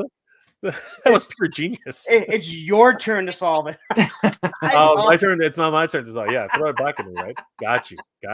I'm gonna go with he's drunk. Okay, that's what I'm gonna go. We're all punch drunk. It's freaking 1:30 in the morning. I solved it. Wise, I hope you're home because you're clearly drunk. Is what we're saying. Brian Stadler, and that's a joke, by the way. That is a joke. Brian Stadler, the Crisis Wave is not the first figures to be McFarlane Toys exclusive. This is true, but they seem to be the first toys at $40 freaking dollars. And the way they worded the way they rationalized this is you're buying 5 figures, not 4 figures, and that's really pissing me off now because Lawrence figured that out. That's actually terrible. That is the worst backtalk I've ever, backhanded comment I've ever. That's just absolutely terrible. And that's exactly what it is. It's just, I mean, you're deceiving the customer, and the fact that then we have to figure it out. Well, only one of us figured it out, apparently. So it was on your stream, so it counted yours too. I love it. Hal Jordan, Punk. If you pick up 2 scrap irons and have the Cobra Island Firefly and the new Firefly, the scrap iron head looks damn good on the Cobra Island Firefly body. Okay. No, Punk is reading it. If I pick up 2 scrap irons and I have the Cobra Island Firefly Problem and solving. the newer Firefly, the scrap iron head looks damn good on the Cobra Island. I could just pick up one and. Well, but if the train left the station at 7 a.m. and was traveling 200 miles. But the Cobra Island Firefly, the head already looks amazing. I think Hal's just having a laugh because he's just laughing right. That's good stuff. I think he just wants Punk to solve another problem, but we see all those numbers coming out. I know it's like So basically, in the end, I start with 4 figures, but I end up with 3 because now I have a decapitated scrap iron and a bunch of extra parts. Yep. Yeah, you ever see those YouTube shorts where the girl gives the guy like he gives it like he has $50, she gives her 20, and then it looks like she's doing something smart, but at the end she loses $20. I don't know if you've seen those shorts. They're actually kind of funny. So I've never seen those shorts, but I know that they're called quick change. And I remember when I worked at Ponderosa, my first job, there was the cashier. She came running in, like into the back, just in tears because someone had said, "Well, do you have change for this?" And then when she gave him change, I know. He was like, "Well, can you do this?" And again, we're like 16, 17, and she lost like $100 on it. And the manager was like, "Listen, they took advantage of you. Plus, you're busy and you're running around trying to get things done, and they're just quick, and it's easy. You're a teenager. Don't you're not getting blamed for this. But again, that's as slimy as as slimy as getting this figure, right? Buying this figure, and then all of a sudden someone else buys it and this figure is in it. Yeah. Right? That's even worse. I know you would rather have this figure, Ken. I'm looking at your face going. Matter of fact, I think is this figure hard to get? He is. Okay, so he wouldn't be in it, but but it's a swapper. It's a swapper situation. Yeah. I don't have any other figures around here. Anything bad? They're all downstairs. Not a similar nature. Yeah. I don't have any other figures that went like everyone would have looked at going, well, I'd rather have that one anyway. Big Rib. They are very expensive, but some YouTubers were saying that it's a limited run and exclusive. At least that's what I heard. No, you know what? There are a lot of toy tubers right now who are diehard McFarlane Toys and DC Multiverse fans. And I watched I can't remember his name, but I was watching this dude, and he was literally like, "Am I going to buy this? Yeah, but it's going to be." And I'm not making fun of the guy. I'm just literally like, emoting or whatever. But he's like, yeah, but it's going to be, a really limited run, and no one else. And if nobody buys it, it's going to be really, exclusive. And then you know what? If somebody can actually get me that lottery figure, I'm like, lottery figure. And apparently McFarlane does a lottery system, or like for extremely exclusive figures. So I'm like, yeah, you are. And in my head, I'm like, you are the poster child for wanting one of these. So yeah, I love your stuff. Your stuff is great, but I don't want to really listen to you for like purchasing advice. It seems like you're dead set on collecting every single figure in the world. So he was gonna rationalize whatever he could do to make it sound like it was like, okay, I'm gonna get it, and this is why. And then you kind of sometimes it sounds so irrational. You're kind of like, okay, quit reaching. Shout out to Ponderosa. I love that place as a kid. I actually saw one heading down Niagara. There's still one in Niagara. I was like, there's still some here and there, but the one that I worked at became a Bennigan's, and now it's a Secretary of State. Fun story about Ponderosa. My friend, my brother Dex, our family went down to Niagara one year. And this, I swear to God, it's the same freaking Ponderosa. It's still in the same place. I'm shocked it's still running. It's got they changed the sign and everything like that. Doesn't exactly look like a log cabin anymore, but it's still anyway. Fun story. So we already had iced tea up here, right? We already had iced tea up here. Apparently, when we were kids down in the States, they didn't have iced tea. So we went to the when they were coming when the girl was coming. She's like, "What would you like to drink?" And we're like, "Yeah, do you have iced tea?" And she's like, "Iced tea?" And we're like, "Yeah, iced tea." And she's like, okay. So she runs off, right? Comes back, and she brings a brand new kettle of tea and a glass of ice. It was the funniest thing we'd ever seen in our lives. And we were like, "Are you serious?" And she's like, "There's your iced tea." I'm like, "Oh my God, you got to be kidding me!" That was just so wrong. The 80s, man. The 80s. My mom used to make the Lipton iced tea. Yeah. We always had like a big picture of it. and I grew up on that. I grew up at Now when she passed away, my dad didn't make it, so it kind of went by. And I remember making it later on, and I'm like, this doesn't taste the same. Never I don't know how she made it. No, it's not that. The everything's changed. They're using preservatives. They're using way different stuff today than they did. Well, I mean, like shortly years after she had really. I tried say making it's it. the love that Ma put into Yes, it. I agree. Yeah. I agree with Kenzo. That's why. It's those little things, and you're like, then you make it, and you're like, this isn't it. No, That's it not is. And you know what? I agree with Kenzo. It's those memories that can never be taken away. It's those memories. Russell Lemieux. It's $10. You ask for change, and then you get it. Then you get the change, and you ask for a 20. It's a sleight of hand thing, right? In order to make that scam work. So, yeah. So you say, I want one of. You get one of these, and then you replace, and then come back and you get one of those. Oh, Jesus Christ. Sorry. That's all right. That's my shameless look what I'm working on thing. Jeez. Whoa, that thing's huge. My God. The latest BAF figure from McFarlane were $24.99 for 4 figures. The animated series BAF was BAF Wave 1 was $30 a piece. It is slowly incrementally getting up there. And you know what? The paint apps on those animated series figures, the first wave was terrible. Oh my God, just so bad. Any cell shading, cell shading just does not work with toys. You know, I think depending on how it's applied, it can work. I mean, if you look at if you look at the Mondo figures, they're looking pretty badass, man. Seriously, but it's not the shade. I think they're doing less shading and just more, outlines and stuff like that. I think that's actually what they're doing. That Revelation Skeletor.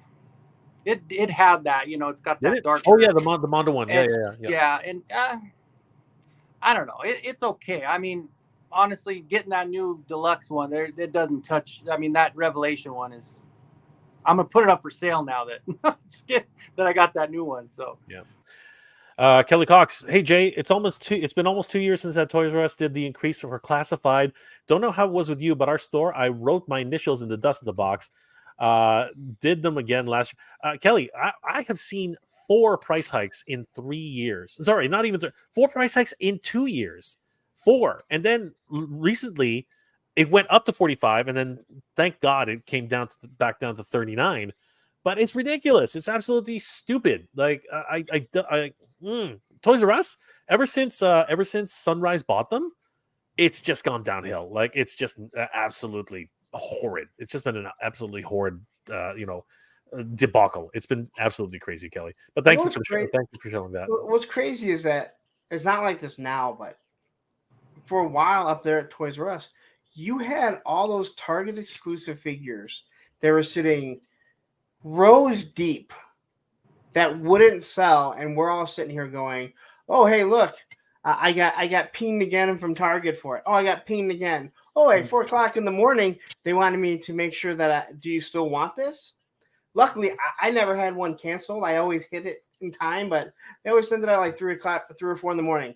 Hey, do you still want this pre-order you've been waiting 4 years for? Yes, I've waited this long. I'll wait another 6 months. Yep. This is true. They did that with that Sunman 3-pack, but then they ended up canceling them all after anyway. And then, of course, the stores end up getting them all. So, I don't know. Oh, that's Sunman. It was really terrible. It was really terrible. And you know what? Trying to get anything from Target up here in Canada, just forget it. It's gonna come kicked, elbowed, freaking like kicked, like treat it like a football for the most part. So I've never tried this. I've actually had pretty good luck from Walmart. I would assume Target would be the same way. But they said when you order from Walmart, because I know a lot of people complain about how it's packaged or thrown in a bag.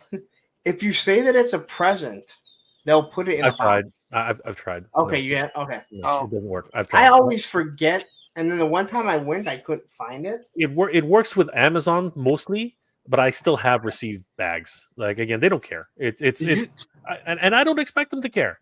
Okay, yeah. You're getting paid with minimum wage. You're freaking in the back. You want to get your day done. I don't expect them to, and that's why I stopped. I was like, all right, can't do it anymore.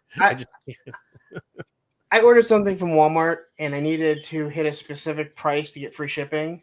So I just went went and looked for a pair of work pants because that's where I always buy them, and it was in stock. So it says, "Hey, it'll be delivered today," like that day. I came home and there was a Walmart bag with the pants just hung on my door. Are you serious? Wow. Like one of the shopping bags. Not even. Oh my god. Because they had their shopper you went over the limit, even though one thing was ordered online, it was going to come like 3 months later. I came home and there it is in a Walmart bag, tied up, the receipt stapled to it, just hanging on the door. That is like, so wow. wow, that is. Well, was that Uber delivery? Like what the hell did they? That's not even. Yeah.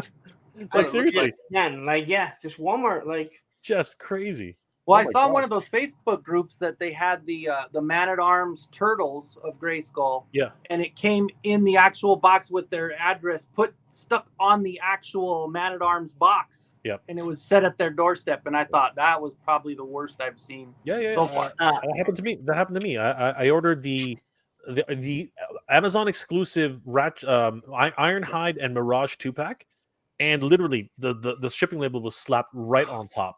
And it's a freaking exclusive. So that box is actually worth quite a bit of money right now. It's ridiculous. Yeah. So, Amazon does that. I know for Kamakura, that's how mine came, and the box was trashed. Now I open all my figures, but I keep all the boxes. But luckily, my buddy that does all my 3D printing, he doesn't keep his boxes. So he saw the picture and he's like, "If you want my box, you can have it." I'm like, "Thank you very much." that is awesome. Because I would have ordered another one. All right, Bernie Lomax has a trivia question. Can you name one of the 4 movies that Toys R Us has seen in the movie? Bonus points if you can name the movie a car is driven through the actual store in a movie. That would be the Blues Brothers. So that one I know, Bernie. Big. Was Tom Hanks big? No, that was Schwartz. That was FMA Schwartz. Where they played the big toy. Piano. The toy wasn't one either. The toy, maybe it was the toy. Richard Pryor. Yeah, maybe it was the toy. That might have been the toy. I can't remember the other one because Toys R Us again is as big a brand as it is. Did Macaulay Culkin go to in part 2? Did he go to Toys R Us in Home Alone 2? I don't think he did. I don't think so because he went to that big one with that old guy that gave him the little turtle doves and stuff. All right. What about the? Go ahead, Lawrence. Okay, what you got, Lawrence? So you just brought up Home Alone. This is awesome. So I guess Disney wants to reboot it. There's a petition right now. This is so awesome. There's a petition right now that they want Disney to hire Macaulay Culkin to play Kevin as a 9-year-old kid, but no one address it. So he would be his own age playing a 9-year-old kid, and no one would address it. I'm like, I would go watch that. Yeah, I would watch it for the novelty. Couldn't get any worse than the 3rd or 4th one they came out with. But how awesome would that be? I would definitely watch it. The petition is just to have him reprise his role as a 9-year-old kid, but no one address that he's a almost 50-year-old man.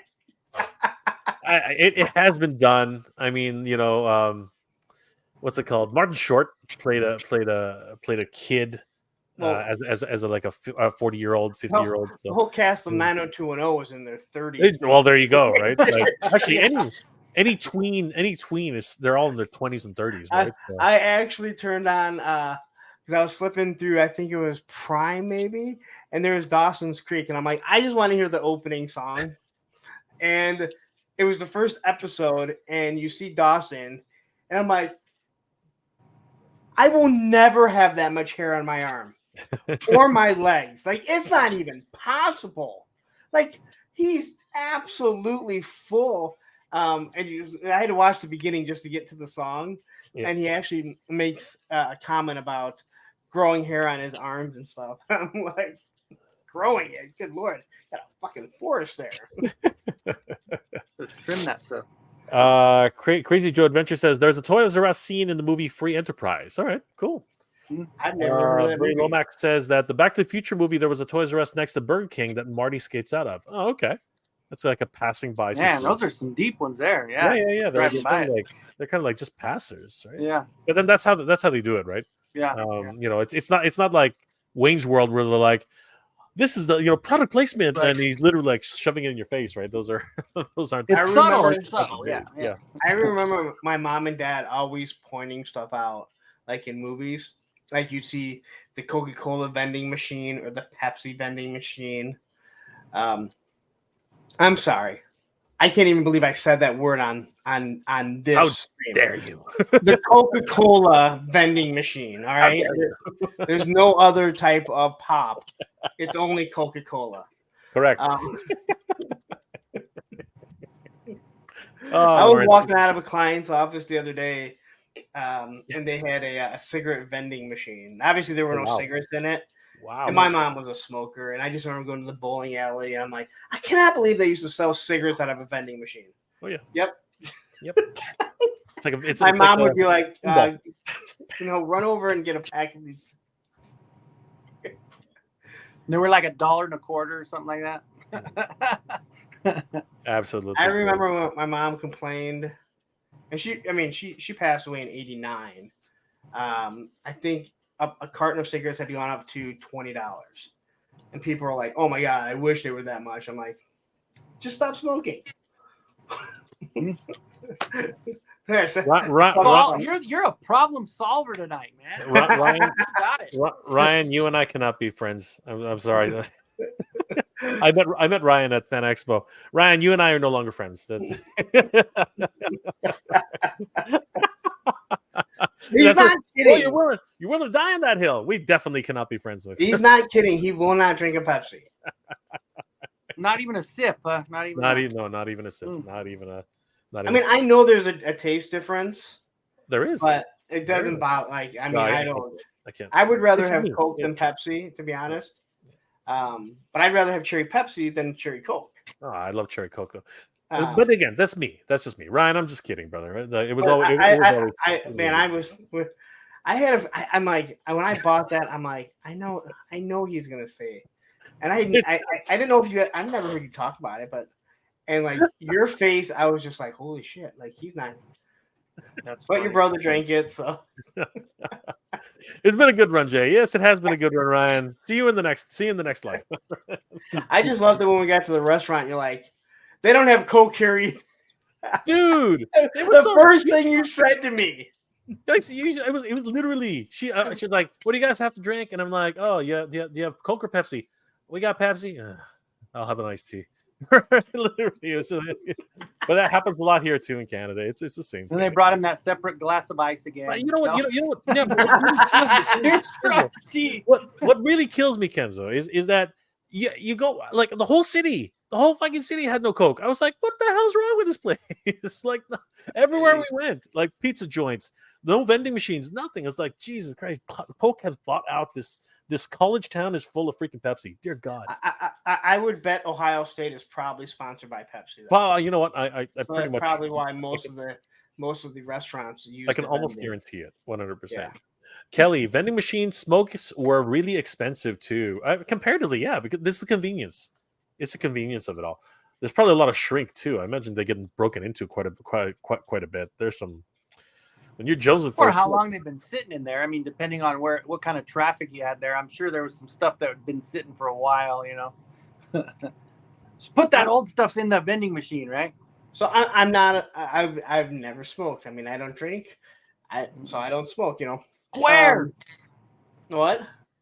Square. But I would assume I would trust a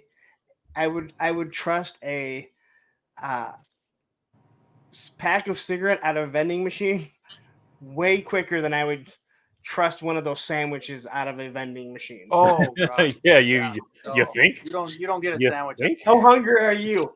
Not that hungry. No. Oh, Nolan, you and I cannot be friends anymore either. What the hell, dude?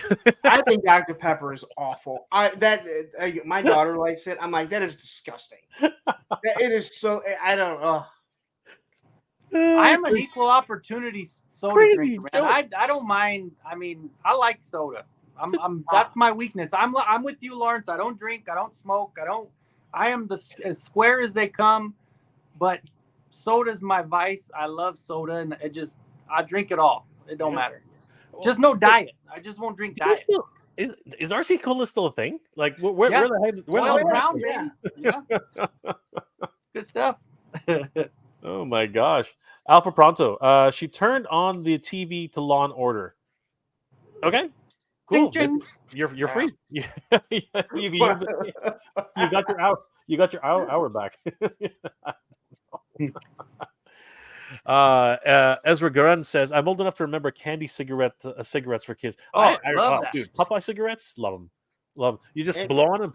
I know I did see Chad Stewart had made a comment. Nope, it's up further. Screw you, Chad. And he's got a Michigan logo on there. So what are you going to do? No, he makes a comment ripping on Ohio State. Oh, okay. Yeah, Ohio State sucks. There you go. Listen, hey, I don't know if you're saying, hey, you know what? Ohio State sucks because I said Ohio State probably has it. You don't want me to start going off on Ohio, okay? I'm not happy that I had to go to fucking Columbus for PowerCon. All right, who decided to put anything in that shithole of a city? Anyway, I've never known anybody with more disdain for a state than you have. For me neither, actually. Me neither. Okay, big Ohio State. Ohio fans won't. Ohio people won't even say Michigan. All right, that's how bad. All right. Tell us how you really feel, Lawrence.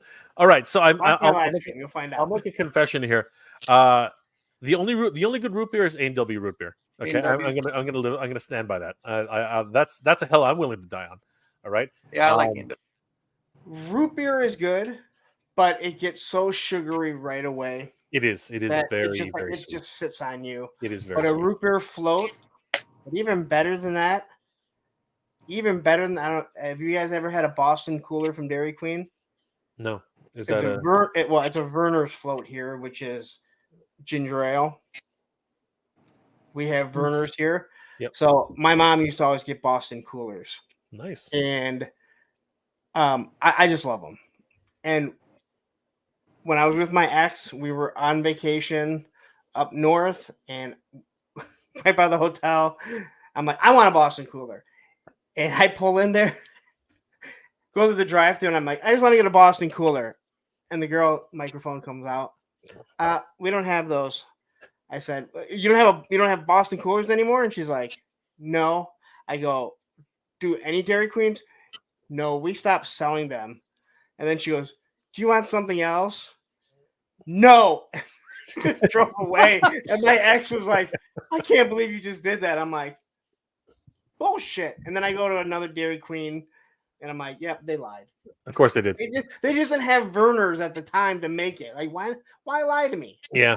No, I've had that too. But it is actually location. The location actually does sometimes location thing too. She said all the Dairy Queen stopped. No, that's a lie. If I wanted anything else. Yeah, she either doesn't know what she's talking about or she doesn't care. You know, again, these she's probably 16. Yeah, there's the other thing. Yeah, it's fine. I don't care if it's owned by Dr. Pepper. A&W root beer is still awesome. Like that. that's what I'm gonna say. It can't be owned by it, but Dr. Pepper tastes completely different than root beer. Yeah. Ryan, you and I seriously cannot be friends anymore. What the fuck, man? Like, are you serious? See, I can't really taste the difference in root beer. Barks is owned by Pepsi. Well, hold on. Actually, you should try it again because A&W has this really like creamy nature. Like I know people say that all the time, but it really is kind of creamy versus Barks, which is it's actually kind of raspy. I don't know if that makes any sense. Like, does. You should. You know what? Do a taste test on your show. I'll watch. I'll be there. You'll be the only one watching. I will be the only one watching, but it'll be fun. As a former drinker, I can tell you it's like a difference between like a Canadian whiskey and like a Tennessee whiskey. It's just that smoothness to that harshness. There you go. But I don't really drink. I used to drink, but I don't drink more. Kelly Cox, yes, 100%, absolutely. A&W root beer. Black Angus, shout out to Sarsaparilla and Birch beer. There you go. Good old sarsaparilla. Well, that's exactly what's in there. It wouldn't be root beer if it doesn't have some sarsaparilla. All right, so let's switch gears a little bit here. You mean I, off the I, I top? was I wanted to take a look at the 2024 lineup for Ramen Toy. Um, are you guys following Ramen Toy at all, or is it's just not on your radar right now? I I talk about it on my live stream, but I am also, I feel like, the most vocal person about saying you have to give people product eventually. I mean, you Sure. can't keep showing new product and not have any product. And I know you guys are friends with Ace, and I met him at PowerCon. I think he's really nice, but a lot of product's been shown, a lot of money's been taken, but there hasn't been much product that's gone out. Yeah, and even as early as today, we've been seeing a lot of comments on Ramen Toys Facebook page, like, you know, we were supposed to get the Ramen Racer by March, right? Or sorry, we were supposed to get the early bird backers should have gotten the Ramen Racer, in December, right? But again, like anything else, there are I guess delays at the Setbacks. factories and stuff like that. And what's it called? Chinese New Year is literally around the corner. So right now, Mhm. everybody's rushing to do their thing. And I'll be honest with you, around this time, if I was looking at toys and backing something for like any sort of project, I would like to wait until after Chinese New Year, because yeah, it's kind of like the Friday and Monday car. Do you really want something that's being rushed out of the factory? And no, I'm serious. I'm Well, serious. My whole family works but for I him. kind of look at what Lawrence is saying is set the expectation. You know, Yep. just set the expectation, and no one worries about it. If you say, "Hey, it's going to take this long," then always under promise, over deliver, and you come out smelling like a rose. That's how it's always been good And business. I've started to get really hard on a lot of the Kickstarters, especially the ones that I backed. Uh, Operation Longbow, no, I'm sorry, Operation Recall, Call Sign Longbow, Skeletron, and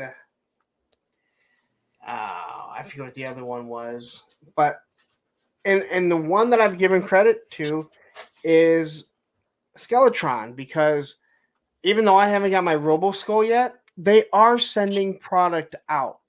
The Sure. other ones, I get updates, and I'm supposed to read through like this big mass email and figure out like when I'm supposed to get. I know, just tell me when. Like, but with like the Robo Skulls, like that was back before the Sky Striker, ended.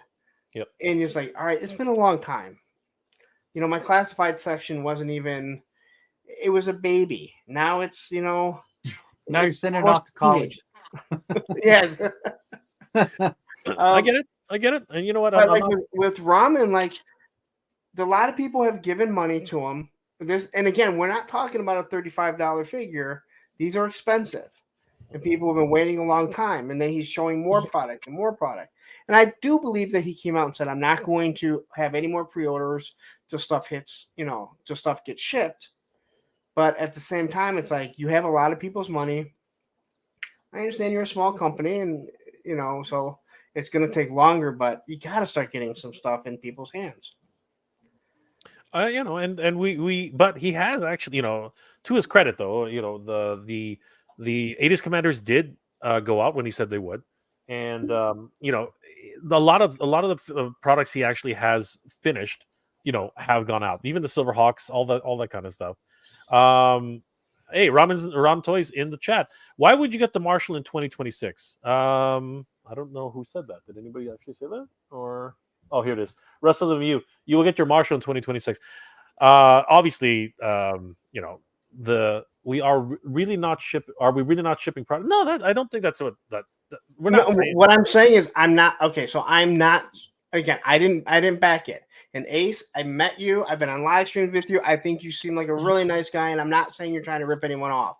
But what I'm saying is there's a lot of product that it seems like people are waiting for, and you're showing new stuff all the time. And again, I do believe you said you're not going to be doing any more pre-orders until I think the Ramen Racer goes out. And maybe I'm wrong. And if I'm wrong, then I will say, hey, no, I'm wrong. That stuff is shipping. It's getting ready to hit people's hands. But I'm just saying I haven't seen a lot of the stuff. And that's it. There's a lot of money that people are putting in companies' hands while we're waiting for stuff. So, I understand. Ramen Toy, we will let our products and delivery do the talking. Absolutely. And you know what? As we did mention earlier, and as a lot of people have actually been mentioning in the chat too, Chinese New Year always causes production delays. So it just might be that time where things are starting to go around, and we'll see what happens. But aside from that, because we could always talk about how multiple projects right now, even some of the ones that were announced by Kickstarters and things like that, they're as Lawrence has said, have been delayed. I mean, delays do happen, but the way I'm not trying to say anyone is trying to rip anyone off. So I mean, don't anyone take it. Such a jerk, Lawrence. Listen, if I thought someone was ripping you off, I would flat out. You would say it, yeah. No. I think Super 7 has made people wait way too long. This is true. And then when you get the product, it's total crap. It looks nothing like what you ordered. And Brian Flynn goes, what are you gonna do, right? Well, okay. Like no, you know me. I always look at the hit and miss thing. I will say that human faces are just you're tossing, you're literally flipping a coin on the human faces. But monsters, they do really, really well. I mean, like, I haven't received a monster that didn't look like it was supposed to look like, which is surprising, because I would have figured that monsters are actually harder to make than. But it's not even that. It's something comes in wrong, and he says, "Oh well, what are you gonna do?" The fact he specifically said about that Tigra, the factory that wave, the factory was done with us. We were done with them. Things didn't come the way that it was supposed to. People had already waited. What are you supposed to do? Well, you know what? You don't sell a product that is wrong and basically tell your clients, well, you know what? You've already paid for it. You've waited this long. It's not what you expected. Here you go. Fuck you. Because that's what it is. No, I hear you. But the unpainted G.I. Joe face sculpts, he said, listen, I understand they're not painted, but they look good. But they don't. No. But the face doesn't match the rest of the skin tone. It's true. And you said, I'm not going to do anything to resolve it because I think they look good. Well, okay, you know what? I'll contact Tony Figs and I'll have him paint it for me then. I mean, I'm not buying the shit, so I'm not really going to do that. But.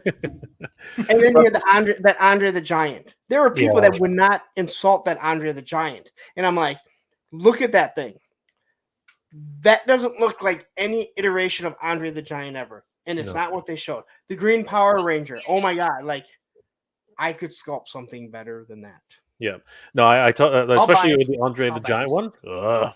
Oh my God. That thing just looked terrible. I don't know who that is, but that ain't Andre the Giant. That thing, whatever that. I know people said it looked like the brother from Everybody Loves Raymond. I went, actually. Everybody loves Raymond. That guy. That is true. Like I said, I'm not going to get on that because it's okay. All right. Well, I just want to win that one in your giveaway, Jay. As far as the ramen toy, that thing is holy cow. I think everybody does. I think everybody wants to. That is nice, man. Well, let's talk a little bit about that. So, we you know what, whatever happens, right? Whatever happens, you do have to admit, and Lawrence actually said so.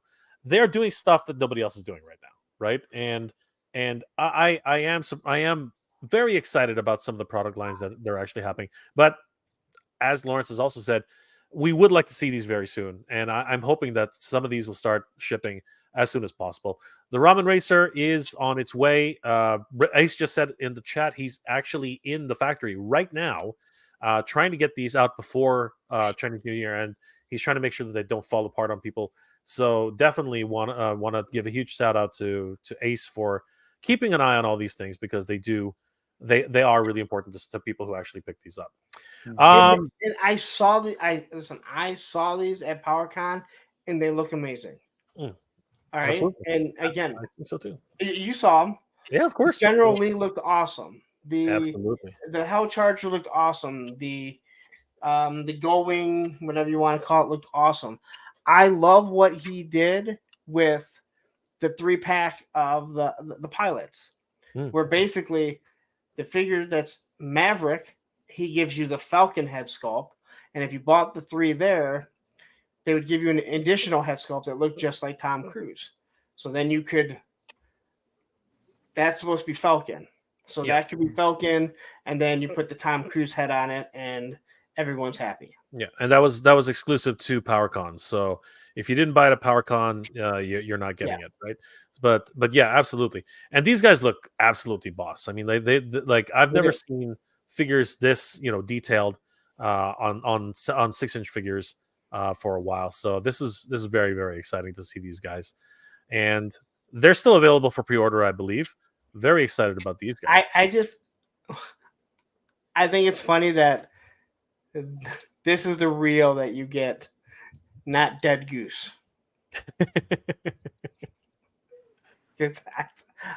I want Dead Goose. This is the one that Maverick turns around and grabs and yells at. Tells him to fire when he's goddamn ready to. Yep, I remember that scene. That was a good scene. That was a good scene. Yeah, I remember that. And it is too bad that we're not going to get a Goose, but this guy looks like the pilot instructor from the show. He looks just like him. Yeah, he looks exactly like him, like 100%. And again, these guys look so good. Yeah, they look so good. Yeah, that's one thing they've knocked out of the park is the likeness. I mean, and even when you go back to that movie He-Man head, I mean, that was a great looking head.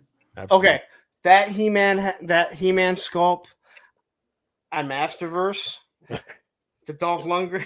Yes, that one looked bad. All right, that was bad. That one was bad. That was really bad. I mean, I think that movie is awful to begin with. Shut up. What? I feel bad for anyone. I feel bad for anyone that was like, I just want the movie figures. And you saw the Skeletor, which looked really good. And then you saw the He-Man and you were like, oof, that ain't fucking He-Man. I mean, as a G.I. Joe collector, we looked at Falcon, but that thing was way worse because that's supposed to be an actual person. Yeah. That's an actual person. At least Falcon, it was just like created, right?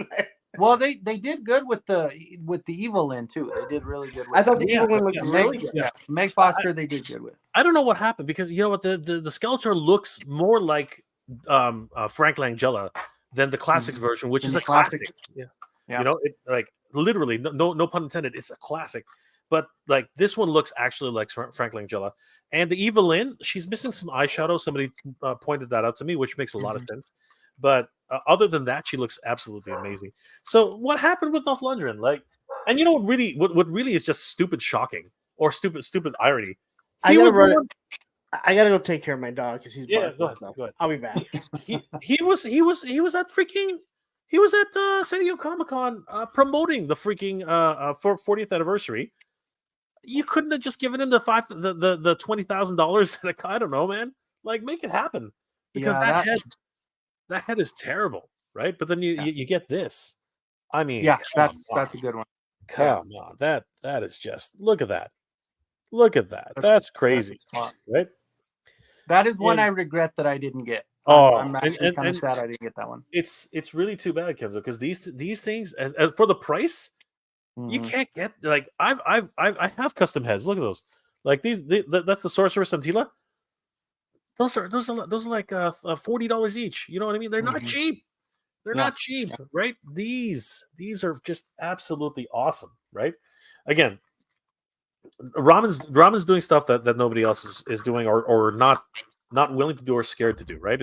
I'm not saying they're the be all and end all, but you know what? I'm very excited for a lot of their products. So what do you think? What do you think of the CAG, Kenzo? What do you think of the CAG? If you don't even know, I mean, you figure that to top it off anything that's going to add that. When you look at it, like you said, the vision and the thought process of what they're thinking in this with these different lines, they're saying, okay, this is what you're getting. This is what we're going to do to make it just that much better. And I mean, it's really cool that it's an option. I think it's really great, man. He's filling in the gaps. You know what I mean? Like literally filling in the gaps. I mean, there's the gas cap, which it didn't come with, right? Mm-hmm. We got the two. Somebody said there were Brownings or something like that. Guns that are on the top, and then we got the more. You know, again, this one though, I do have to admit, this one is subjective. There are people who don't care about the canopy, and there are people who are very, very, very adamant that the canopy is the wrong shape, right? For me, I am not too bothered by the canopy, but I like this set, and I'm gonna be getting it for sure because I think the guns are important. I think the gas caps and the canopy should all be very, very important. And the thing about this is, if you only picked up the glossy version, this solves that problem, right? Because the paint was a different color and everything like that. So again, Ramen is really filling in those gaps that when you grow, like for me, this movie was like, dude, like I was that kid that I had a corduroy Batman hat with a Batman shirt and spandex standing in front of the Batmobile at the state fair. I mean, this was, and when you look at the design of it, yeah, that's what pulls you in. That's exact. I mean, the guns. I mean, you remember the scene when they pop up and when he gets through the wall. It's like that. It makes a difference. I think it's great that it's an option. It's not like you said. Not everybody's gonna say, oh, like, is it that big of a difference? Well, you know what? To some people, it is, and that's it. I think it's great. I think it's cool. Yeah. Do you have any interest in the CAG set, Lawrence? No, because I didn't buy the Batmobile. Yeah. But if I did buy the Batmobile, yes. Yeah. Do you care about the canopy and the absolute perfect shape of it, or was it not really a deal breaker for you? No, the canopy was the one thing that I didn't understand why people are just so mad about. I mean, again, to me, I mean, there's people that you're just nitpicking. But again, I deal with GI Joe people, so. But the guns, I think the gas caps, I think that's very. I mean, if you're getting the guns and they're gonna throw that in there, then great. I'd like to have it on and make it as accurate as possible. Yeah, it's just added value at that point. I think what I mean. Like, I'll say it again. Like for me, the 89 Batmobile is still the best Batmobile ever made. Yes, absolutely. It is timeless. I love the 66 Batmobile. It was just cool, just fun, but it's not very functional.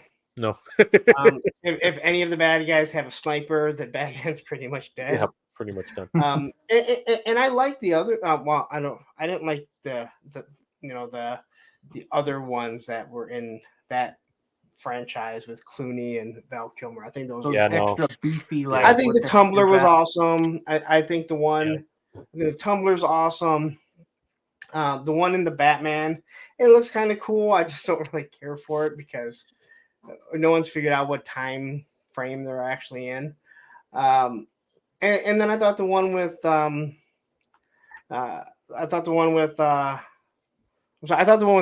was decent, but I thought the Tumbler, it was trying to be the Tumbler too much. And to me, the Tumbler is really iconic. I mean, you can look at that and be like, that could be realistic. Yeah, no, you can really use that for a lot of different things. But for me, 89. Surprisingly, most of them actually have been recreated. Like customizers have actually made them in real life. I've seen the Tumbler at shows like on YouTube. Damn thing's massive, and it obviously it's not going to do exactly the way it did in the movie. Like you can't the way you sit in it isn't the same, right? Yeah. But it's just absolutely amazing. People can even make that thing. Like the tires alone are like $20,000 a piece. Like it's crazy. Like they're probably not that expensive, but they are pricey, man. Like they're you gotta have that extra money that you can burn. Yeah, absolutely. Kelly Cox, the action figures from V. Oh boy, that's going to be a hard turn down. They tried. It's my understanding that they were about to go on the V figures, but something happened. So who was? Ramen. Ramen was actually trying to do the V. What I would love for me, I loved V. Me too. I would love V. The A-Team. I think we've all been talking about A-Team characters. And the new Battlestar Galactica. Now, I know they've recently made some, but I'm talking nice 6-inch figures for the new Battlestar Galactica. I absolutely love that TV series. And I think I would love to have a toy line for that. Everybody's a Cylon. You're a Cylon. You're a Cylon. Yeah. But, V is kind of boring when you think about it. You know. Well, I don't know about boring, but Well, again, they all had one uniform. You know, the aliens all had one uniform. You know, Mike Donovan, he didn't have a uniform. He just wore different clothes. So it's not like you would have. He didn't have like one specific gun. You know, Faye Grant. You know, who was so hot. I had the biggest crush on Faye Grant. who did? Who didn't? Yeah. Who didn't? Seriously, The scene where she's in the bodysuit when they're trying to shit. brainwash her. I watched that on VHS a lot. We'll just The tape is worn a little in that spot. Yeah. We're getting more than we bargained for on this night. I'm an open book, guys. There's no doubt about that. Oh my god, good stuff. You know, I like it when I like it when we get trade seekers here. So it's a lot of fun. We can see a lot of the processes that Ram is doing on their. I mean, like they are coming though. You know what I mean? We can see the processes coming. Like look. I mean, like you can see right here. There's a ton of them. Look at all those. I don't think anybody's not. I mean, I'm like with Lawrence. I don't see it to where they're not gonna. You could see they're doing it, and I just for me, I wasn't. My statement was kind of just a blanket business statement as far as just expectation. Yeah. Whereas it's like, hey, you know what? I've always been to that point where if I see a date, I'm pushing it an extra month or two from what I think in my head, just so you know the expectation is set. You know. But you know what? When you do that, this shit happens like at Hasbro, where all of a sudden, like, this product comes out way ahead of time, and now everyone's going, all right, you know, because Hasbro had that issue with Joe, Marvel, and Star Wars last year. So it's a catch-22. I fully get it. But I'd rather be on the other end of it and deliver early than be like, oh, sorry about that. You know, we're still pushing it out. Yeah, you know, especially if it's already paid for. I think when it comes to like Hasbro, you haven't paid for it. That's why I hate when people get like people are like, oh, the Dragonfly, the HasLab is ending, and then all these pre-orders are going up. Yeah, but you're not paying for the pre-orders right now, so that money hasn't left your pocket. Well, there you go, Lawrence. There's one for you. That's a beaut, man. That's a beaut. And I've talked about this. I talked about it just last week on the live stream, along with the upgrades for the Hell Charger that he has, or whatever. I don't know what he's calling it. Yeah, the Rum Racer. Yeah. Yeah, and again, I think this looks awesome. I love the fact that he's putting like Joe's in it to show you the size of it. Yep. Unfortunately, no one actually has A-Team figures. That is true, actually. Yeah. But no one has Dukes of Hazzard figures either, right? Yeah. No one has Bo and Luke Duke. Yeah. Or Coy and Vance. Ah, yeah, that's true. Oh, I'm sorry. No one wants Coy and Vance. And I know there are some people in here going, who the fuck are Coy and Vance? Well, they were the replacements during the contract dispute. It's kind of like John's cousin in Chips. Okay. I don't even know what his name was. Uh-oh. So this is getting very exciting too. It's still in development, but the pre-orders are up. But are you guys are either of you guys Mask fans? Like really deep? Dude, I was a huge Mask fan when I was a kid. Absolutely. As a kid, yes. Yeah. Loved it. This never came out, right? Yeah. This is one of those vehicles. Why do we get? This is one of those vehicles that was a dream vehicle. Now, was it in the cartoon? It was. It was only in the cartoon. Right? Gloria. Yep. Gloria Baker. I remember it, but I'm like, I don't remember, the toy. And I recently looked there was no toy. There was no toy. Yeah, well, that's what I'm saying. Yeah. I recently looked at them at my local toy store, and wow, have they gone up in price? Yep. Mm-hmm. Yep. That is so cool. That is such a cool figure. Same with Jason and Wheeled Warriors. Awesome. Jason and Wheeled Warriors is ridiculous. Oh my god! And I'm like pissed because I looked at them a few years ago, and I'm like, I should order some of these. And then isn't that like the greatest intro ever? It's one of the greatest intros. Yeah. I still maintain Thundercats is the best intro ever made.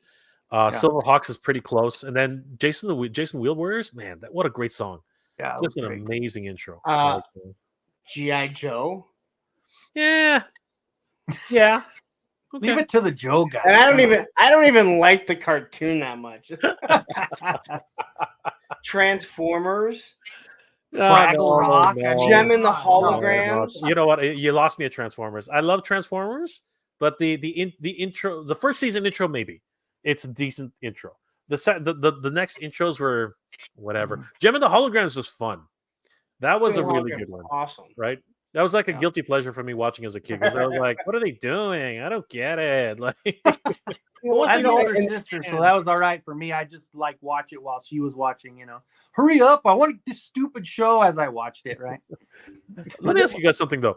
What are your thoughts about the vote that they don't have their eyes? I was sort of I was in the camp of give them some facial features, and I know it's supposed to be an homage to the original version, right, where they didn't have any eye.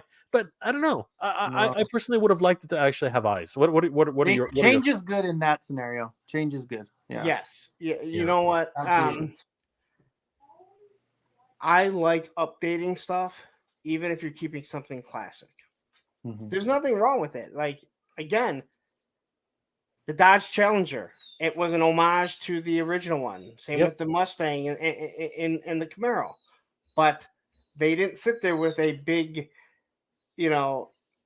just a big engine. They said, you know what? We're still going to make you go get leaded fuel, and it's going to have 4 on the floor. Like, no, like, update stuff.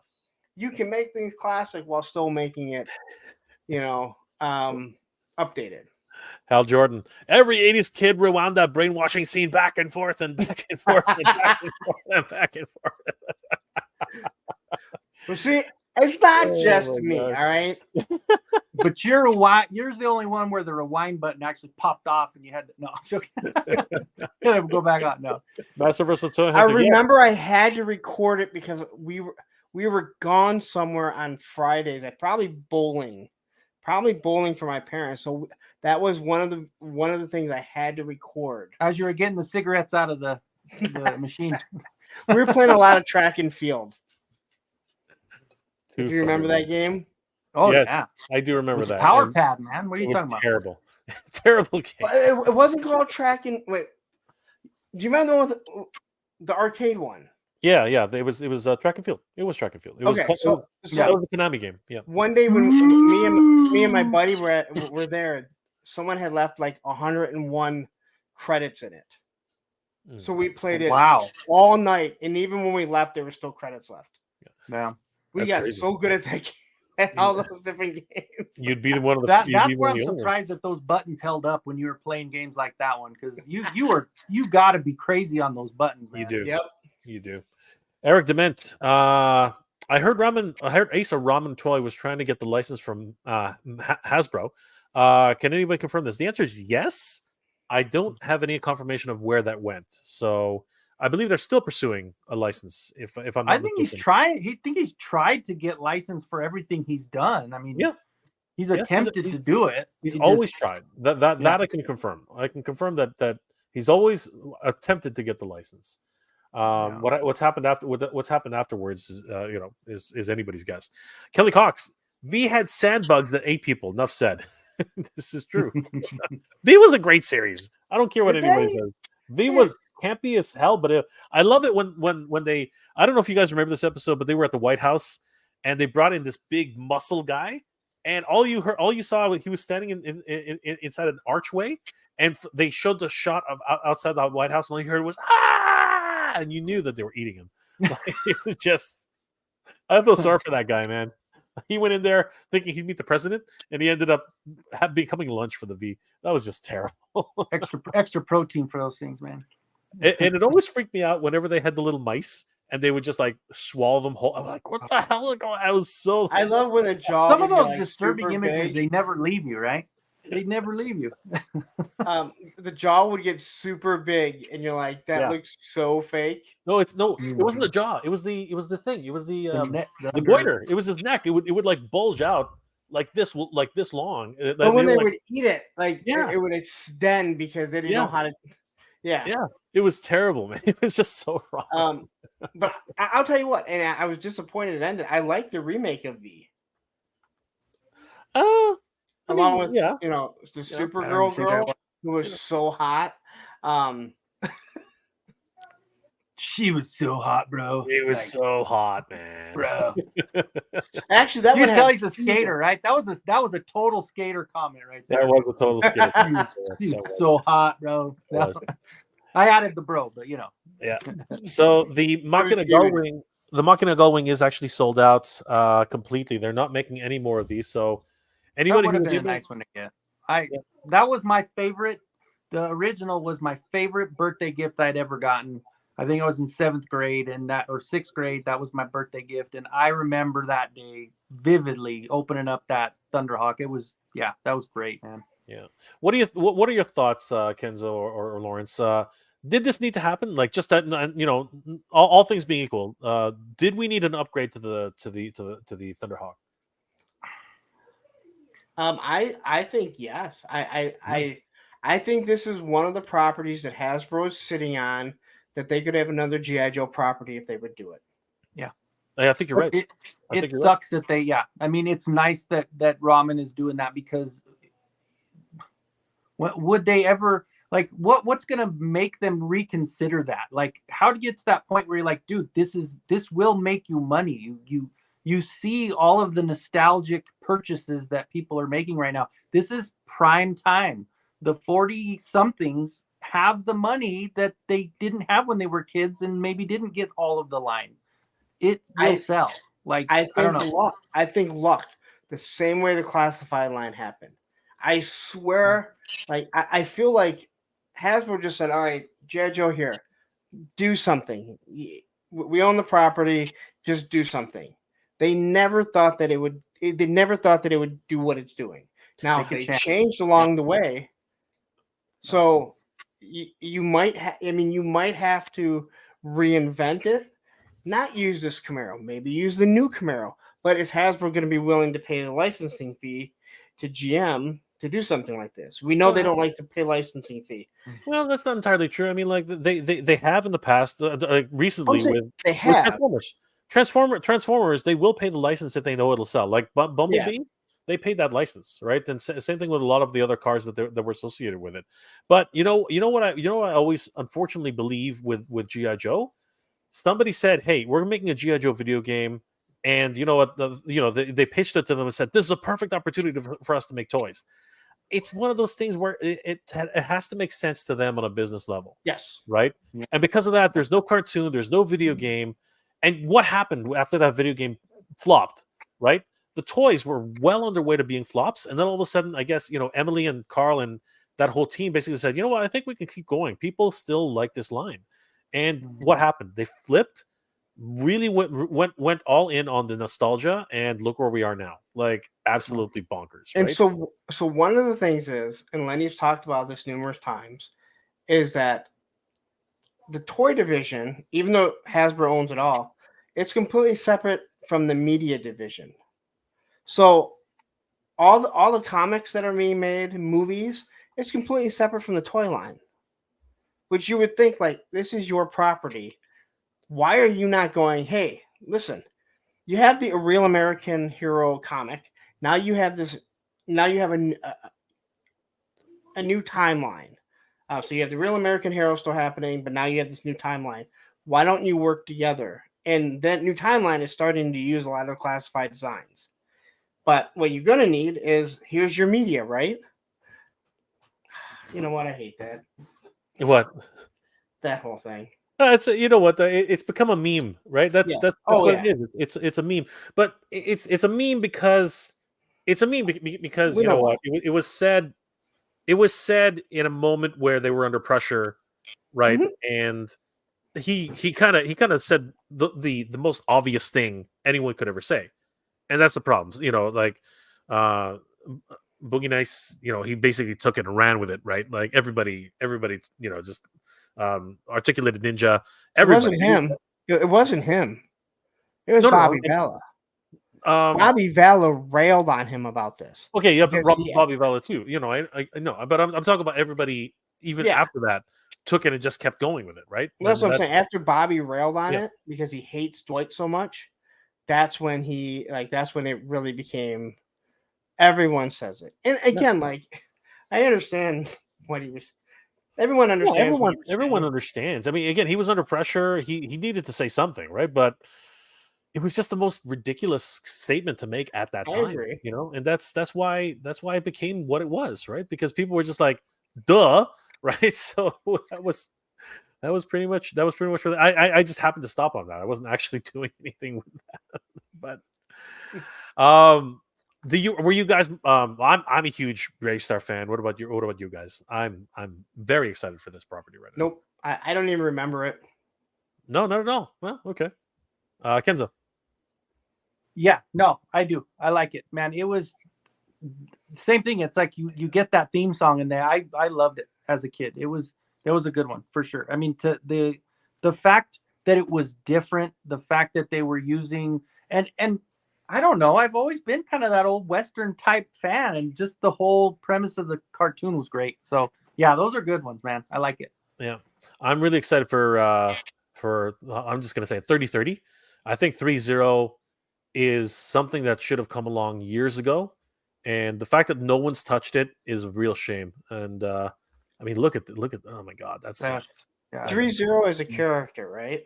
3030, the horse.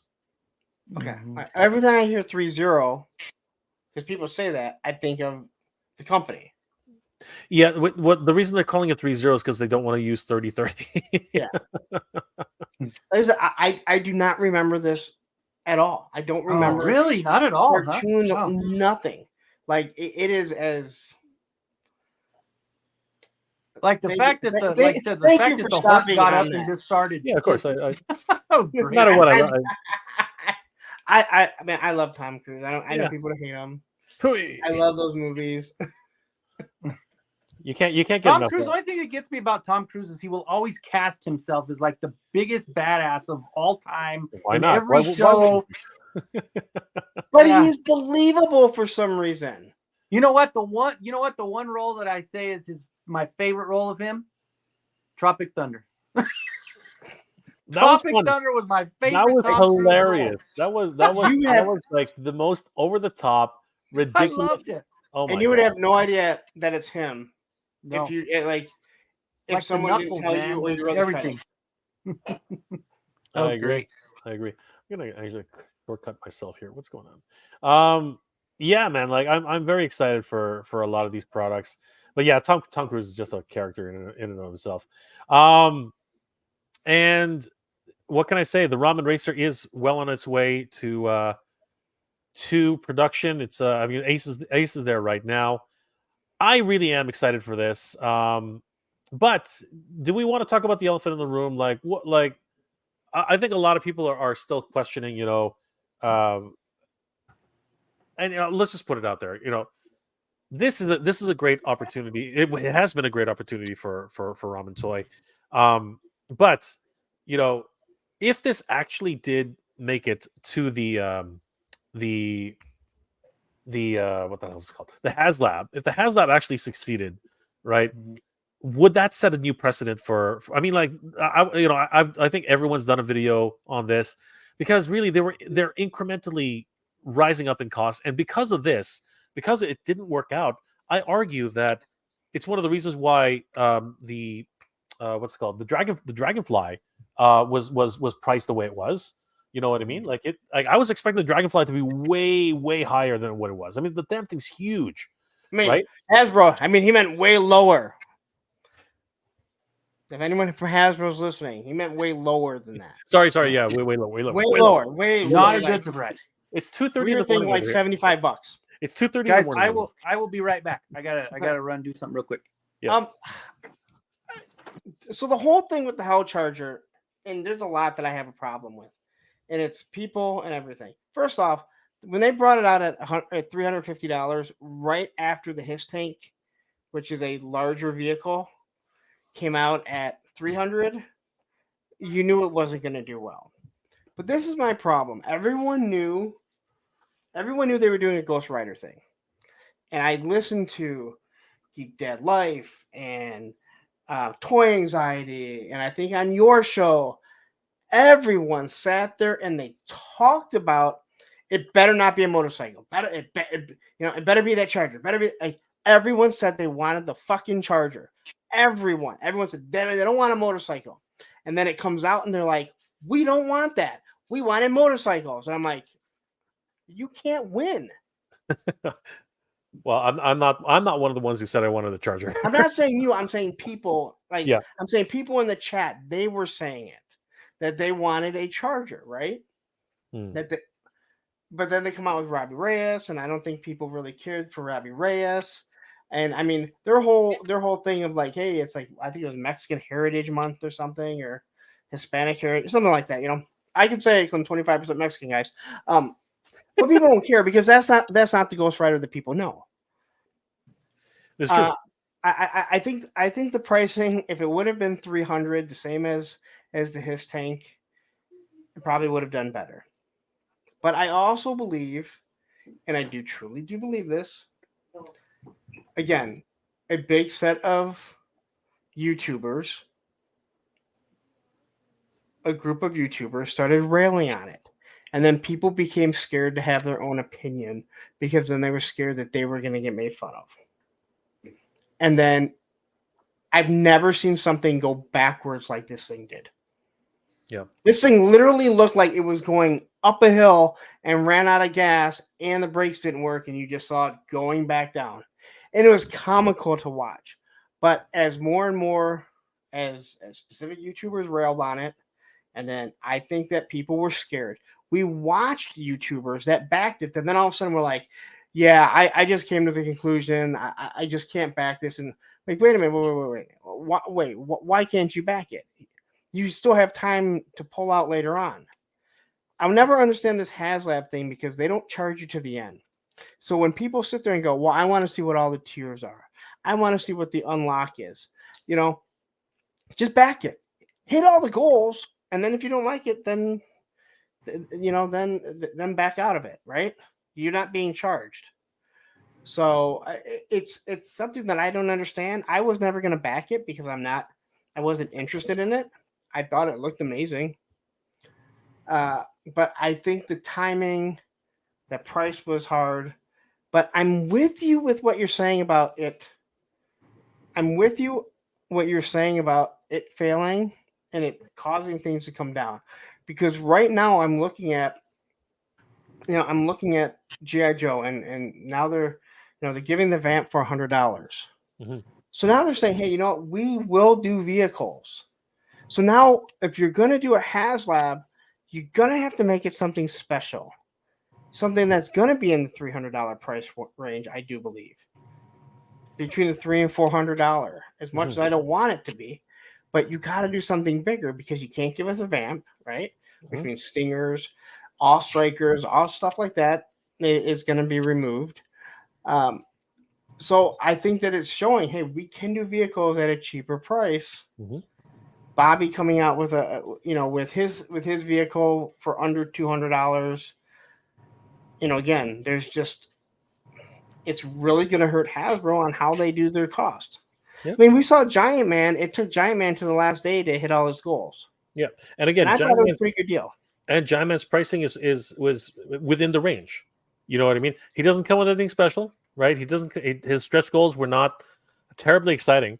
But I was confident when I saw Giant Man that he was going to fund because again, he's a standard giant, and the price was decent. It wasn't that bad. So people won't want to hear this, but he's bigger than a hot toy and costs less than a hot toy.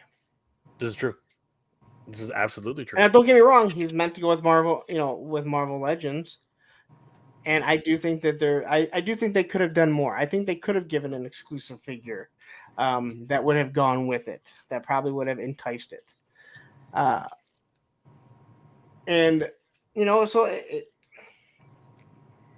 They have a problem, but they also have a problem just in general with Marvel Legends, and same with Star Wars Black Series. Mm-hmm. Usual Mike, I'm with Lawrence. I don't remember Brave Star at all. It just must have passed me by as a kid. This is probably true. But Mike, you're in Australia. I'm not even sure if Brave Star was broadcast in Australia. So you know what? Brave Star came on at a very different, a very weird time. I think it was like later in the afternoon. So that's possible. That's possible. Another reason why a lot of kids didn't actually watch it. But I love Braystar. It was Well, awesome. and when I was a kid, that was the coolest part. When my the school I went to, we did 7:55 to 4:03, and we only went Monday through Thursday. So those Friday cartoons, like in the afternoons and stuff like that, that was always great for us, man.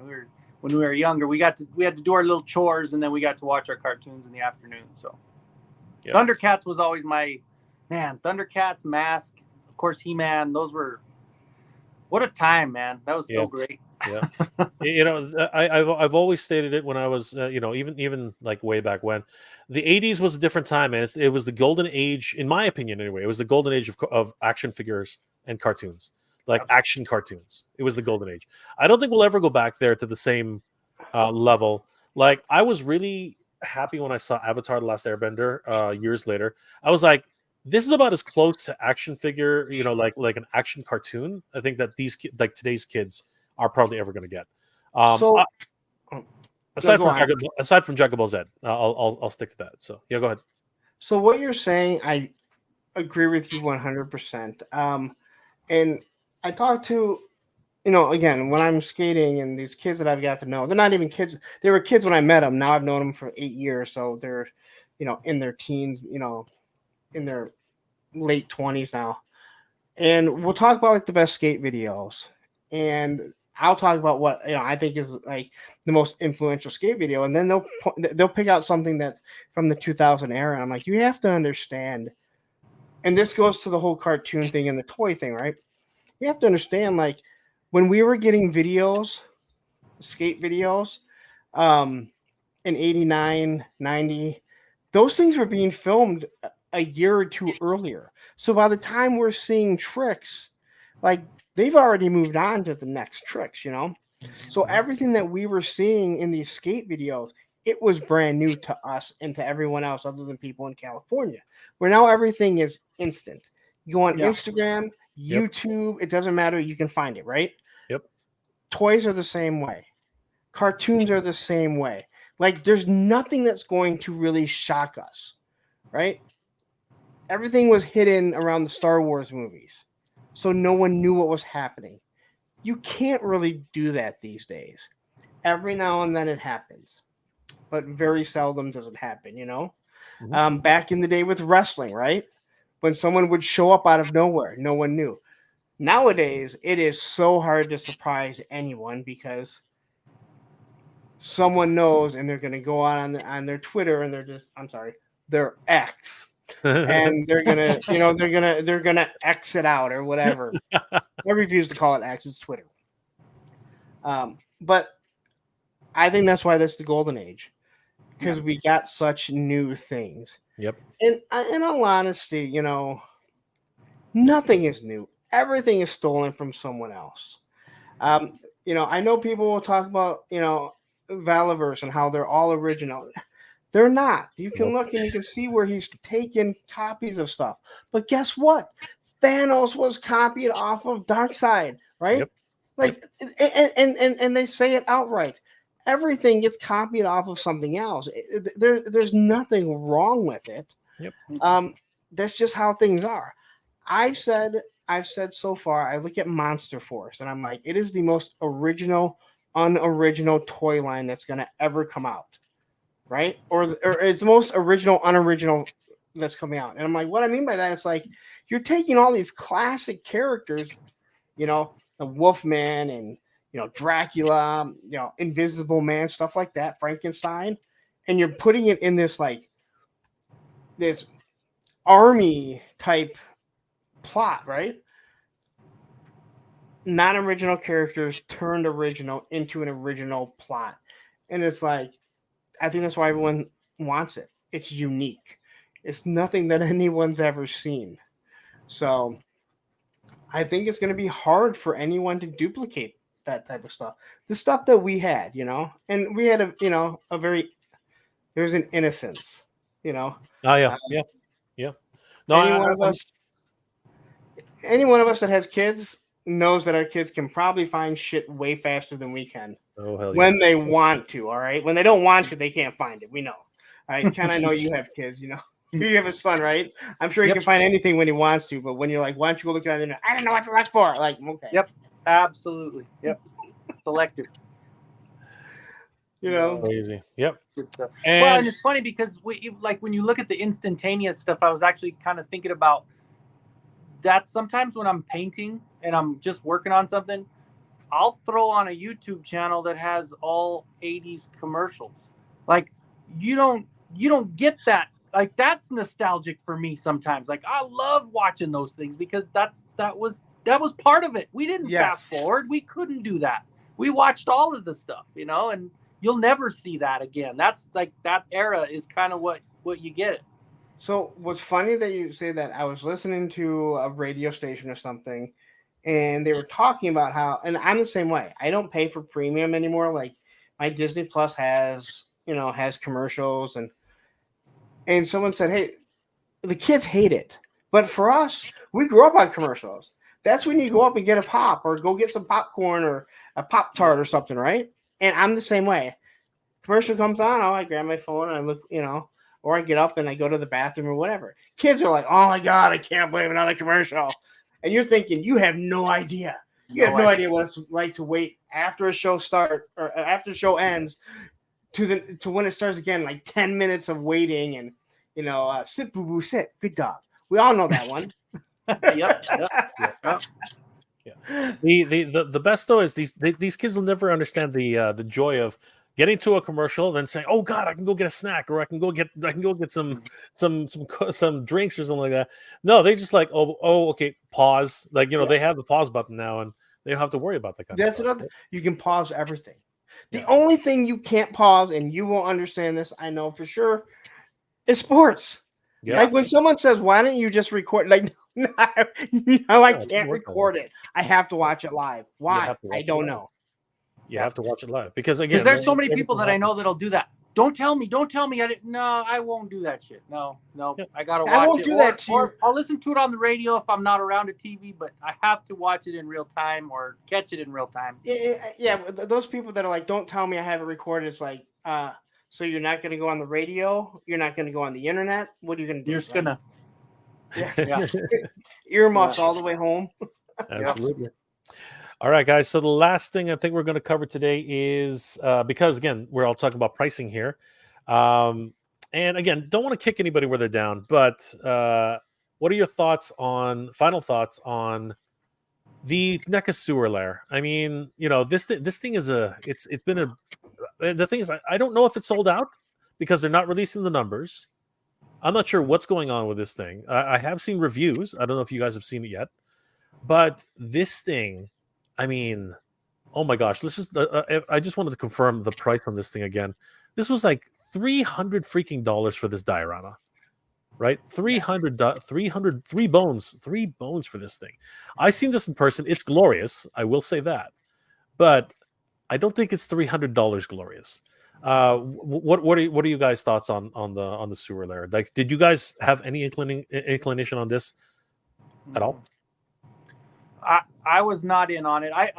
The turtles thing, I like the mashups, and I know there's a lot of people that, because I mean, I'm not as old as Lawrence, but I mean, I just hit 45, so I think Lawrence will tell you too. Though I mean, I don't know how much of if you were a huge turtle guy. But for me, it was in that transitional time where, I don't know, it was girls and stuff, I thought they were cool, but it wasn't like He-Man for me. So I've never been, so the mashup is cool. I've been collecting the mashup, but Turtles hasn't always been that for me. So it wasn't even a thought for me. So I don't really have a dog in the fight on this one.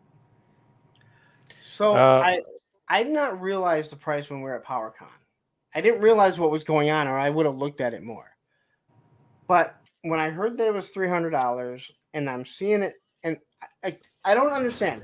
How is this $115 made by the exact same company? It sits on top of it, and it's three levels. How is that $115? And NECA, that doesn't mean I want you to raise the price of it. And that's $300. That's what doesn't make any sense. And there it is. That right there, even though it has a different backdrop than what I have, it is the exact same thing that's up there. So how are you saying that what 3/4 of that only costs $118 or $115, but the bottom, which okay, it has 3 walls, and it had a matter of fact, I don't think all that stuff even comes with it. I think those were accessory packs. I think they actually said those were accessory packs that you had to order. Yep. It's $300. Yep. So it's one of those things where I feel like McFarlane. Let's throw it out there, see if people are going to buy it. But here's the problem: you can't redo that and bring down the price. You can't redo it and say, "Well, it's not a sewer layer now; it's just a basement, and it's only $125." People are going to be like, "Okay, why was the sewer layer then $300?" Because you weren't a little overpriced. You were well over double price of what this is meant to sit underneath. So yeah, and then you I know, and a lot of people have started feeling, and questioning much the same way. And then we have Ramen Toy, who is in response to that, I guess. And again, I'm not going to shy away from this. I sort of was in the room when all this happened. So this is just how these things go down. But I made jokes that Ace is there at PowerCon with his tape measure out, fucking like measuring it out in front of them. Like, I don't mind me. I'm not doing anything. But I mean, like, this is what and in response to that, I mean, check this out, guys. I mean, like, this is just crazy. So, let's just compare this without accessories. All right, without accessories, because this is okay. So this comes with everything you see here. All right, this does actually come with. It comes with a lamp. It comes with the table. It comes with the small table here, the couch. It comes with all the interiors. Everything that you see here, that's what it comes with. Okay, everything Still you not see. much. All right, this is $300. Okay, just this whole thing here, that's $300 without accessories. Without accessories, even though this one shows the accessories, that's a different thing entirely. But without accessories, this, which is either the exact same size for the most part, right? This is only $99.99 with plus shipping. And doesn't he have a roof for that? Well, here's the thing. Here's how that works. So this section here, just the sewer section by itself, is only $99.90. You add the actual floor section, which is and the floor section that comes with we found out now that the floor section that comes with this version, what's it called? The sewer layer, right? This floor section here, which is the street, it's actually made of foam core. It's not actually made of plastic.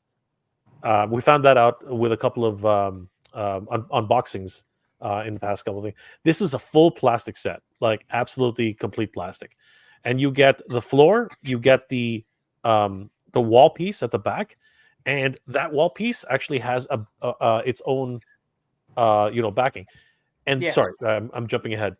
And this is only $159.99, which is arguably half of what of this $300, not this one. Of this $300 set here. And by the way, there it is. You can actually see that's a foam core piece. That's not plastic, right? And then on top of that, if you want to have people gotten this? I'm sorry, is this actually out yet? No, this one is still not out. It was sent to Toy Tubers for review so far. Oh, okay. Yeah, but the pre-order's finished, right? Yeah, the pre-order is done, right? So now here's the topper.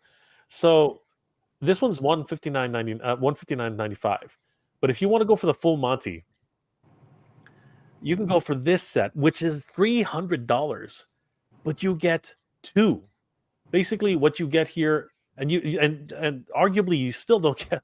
So for one of these, right, which has a foam core street and the set, and accessories. You'll get no accessories on this one, but what you'll get is something pretty freaking crazy. You will get I mean, arguably, so this is the cartoon version here, right? And this is the standard version. You will get arguably two very different sets, right? You get the actual sewer portion where it's actually got a sewer in it. You'll get the what's it called, the manhole cover. This is a plastic floor, and you get this crazy street diorama scene with a balcony, right? And this is $300. Like I am blown away. Like this to me is another example of what happened here exactly. And I could not even justify this at $300. It was not in the cards. That's 30 inches long, right? Because one is 15 inches, right? What? Let's find out. So one, because they're both the same size actually. So this one is, oh, there it is. This is 25 inches wide, 12, almost 13 inches tall, and 15 inches wide. So, if you have the NECA diagram or the NECA street setup, you figure that's 25, right? Yeah. So if you have this, if anyone watching has that, just imagine for $300, you're going to get twice the size of that. And it's also going to be just as deep as that because that's made to sit on top of it. Actually, it's wide. It's much long. It's much deeper. It's still it's about probably the size of that table right there. So yeah. How deep is it? It's about the table. It's 15 inches. Okay. Yeah. So it sticks out to right about here. Yeah. So it's about 2 inches longer than the dial. Yeah. So again, I think that's great because that's what people want for photography. And it's not just a top. That's what I really do like with that thing there is that he put a lot of detail into the back wall. There's an actual sewer. There's a sidewalk that you can see on it. So I think that it's a great price, depending on when it's going to come out. Again, it's one of those things where it's like I want to see it, and I like to be able to order things that I'm paying for that they're going to ship to me. But yeah, I think this is actually a great deal. Again, that thing was $115, and I think that it's a good deal. Yep. Because the photography on that is awesome, or just for your display, right?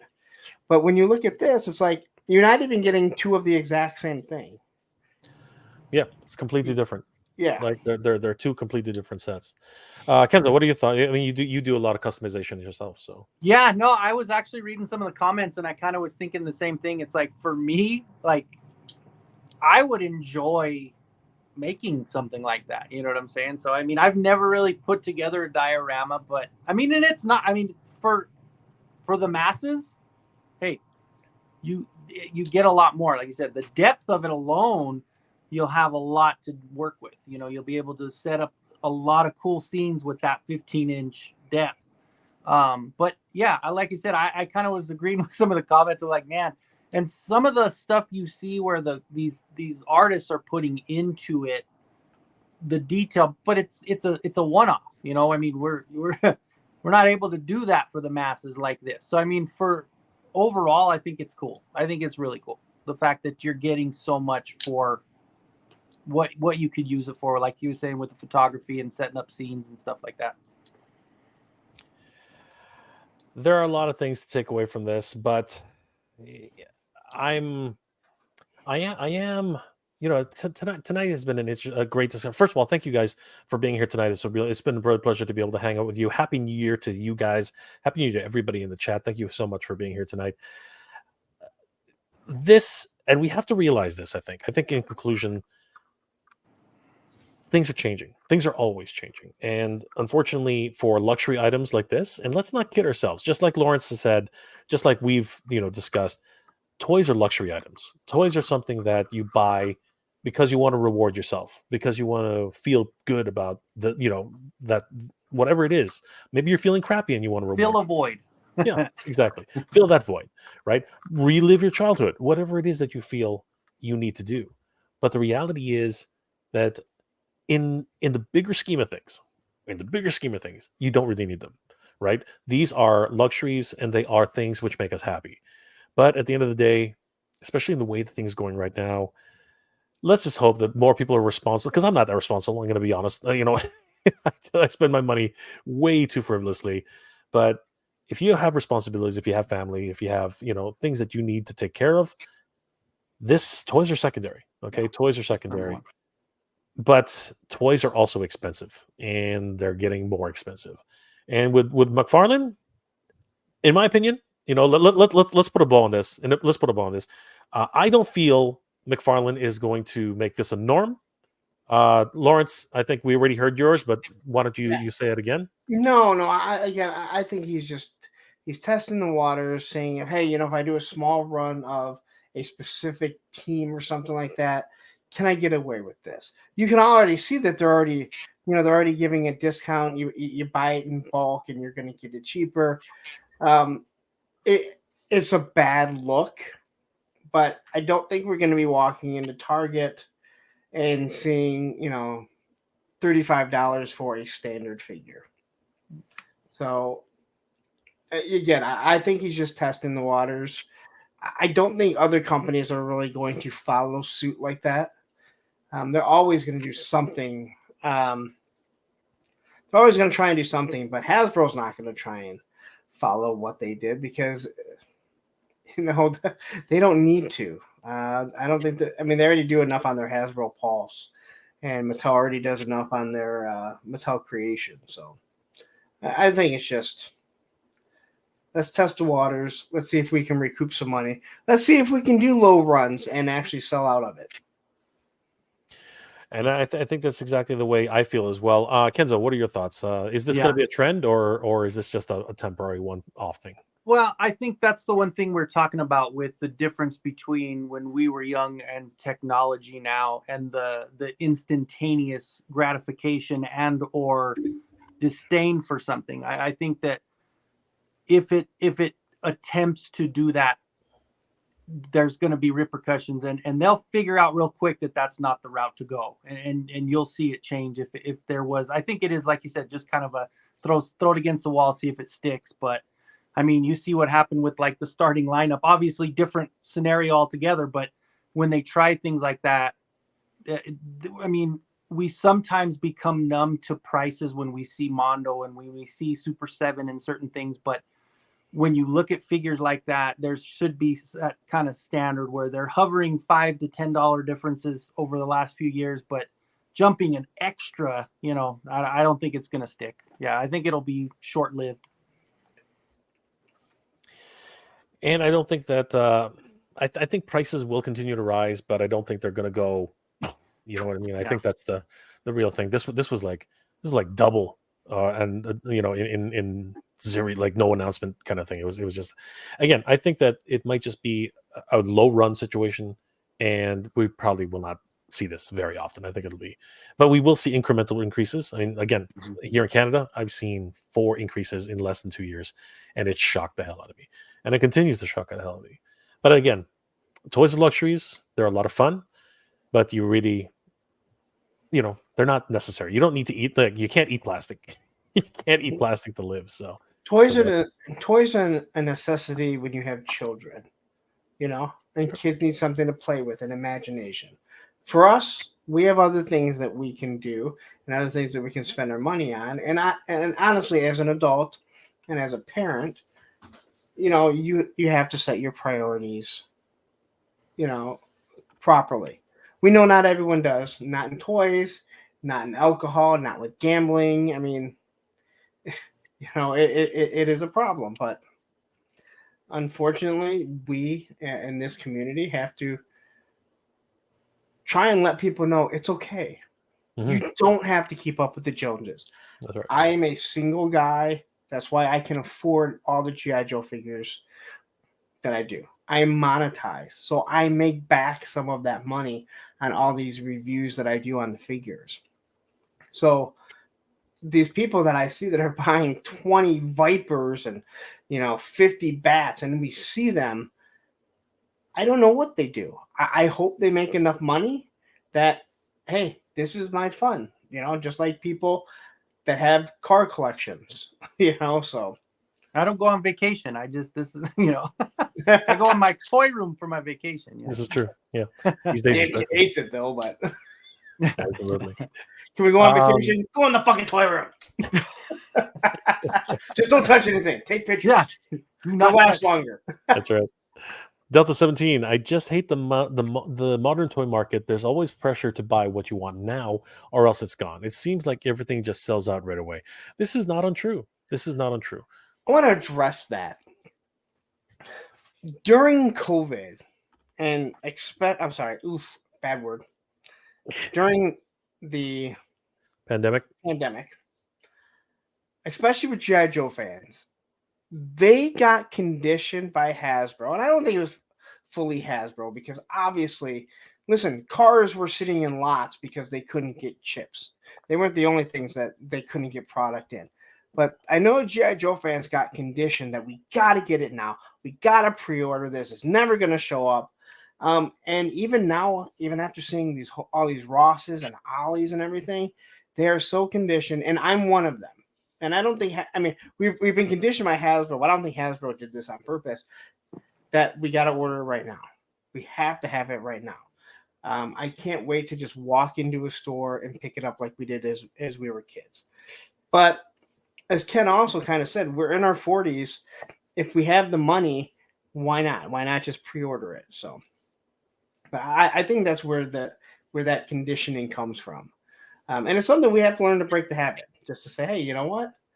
I'll wait till I see the G.I. Joes at Target. Or I go on Pulse and I order them when they come in. And, hey, when they show up, they show up. And I don't disagree. Things that happen, access was easier depending on what state you're in or what province you're in. You could actually just walk into a store and pick something up or order it online, right? There wasn't a lot. It was easier then, but we're past that now, and now we're seeing what's happening afterwards, right? So it's just one of those crazy things that happens, but. Now we have to live with this new world that we live in right now, and it's getting expensive. That seems to be it. Yes, it is. Thank you guys again for being here tonight. Lawrence, what are you up to, and how can people reach you? Okay. Well, I'm live every Monday night, 9 p.m. Eastern Standard Time. Punk with Toys, Monday Night Toy Ramblings. I go for 3+ hours, normally alone. I have the Michigan National Championship game isn't on. And we talk toys, and then I ramble on. I usually have a topic. I do a Thursday show, either starting at 9 or 10, depending on what it is.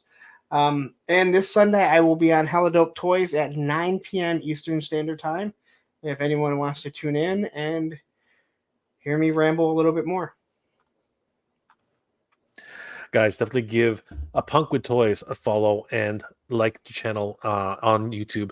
Wonderful topics, and of course, he goes for 3 freaking hours long. And Instagram. If you follow me on A Punk with _toys, because A Punk with Toys has been nerfed and nuked by an asshole in Canada that lives on an island. So if you go to A Punk with Toys and follow me and try and send me a message, I'll never get it or know that you're following me. But A Punk with _toys, there's a lot less posts. That's me.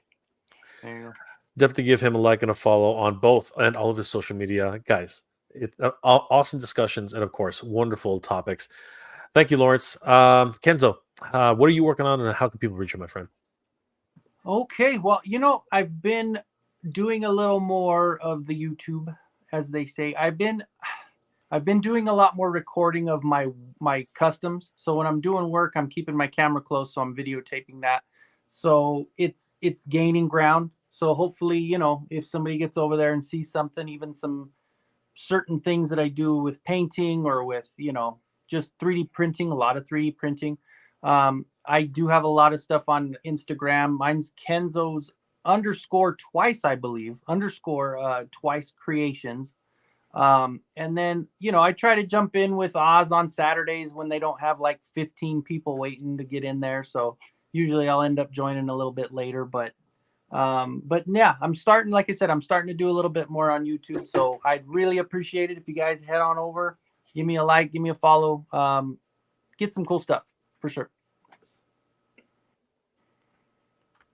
Guys, definitely give Kenzo's Creations a like and a follow. He did an amazing custom for Adora, and I still am freaking like blown away from what I saw. Definitely give Kenzo's Customs a like and a follow on Instagram as well as on YouTube. You guys will not regret it.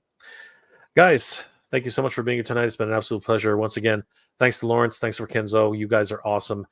Happy New Year to all you guys. I hope you're all doing well, staying safe. And as always, everybody, thank you very much for watching. Good journey. Geek proud.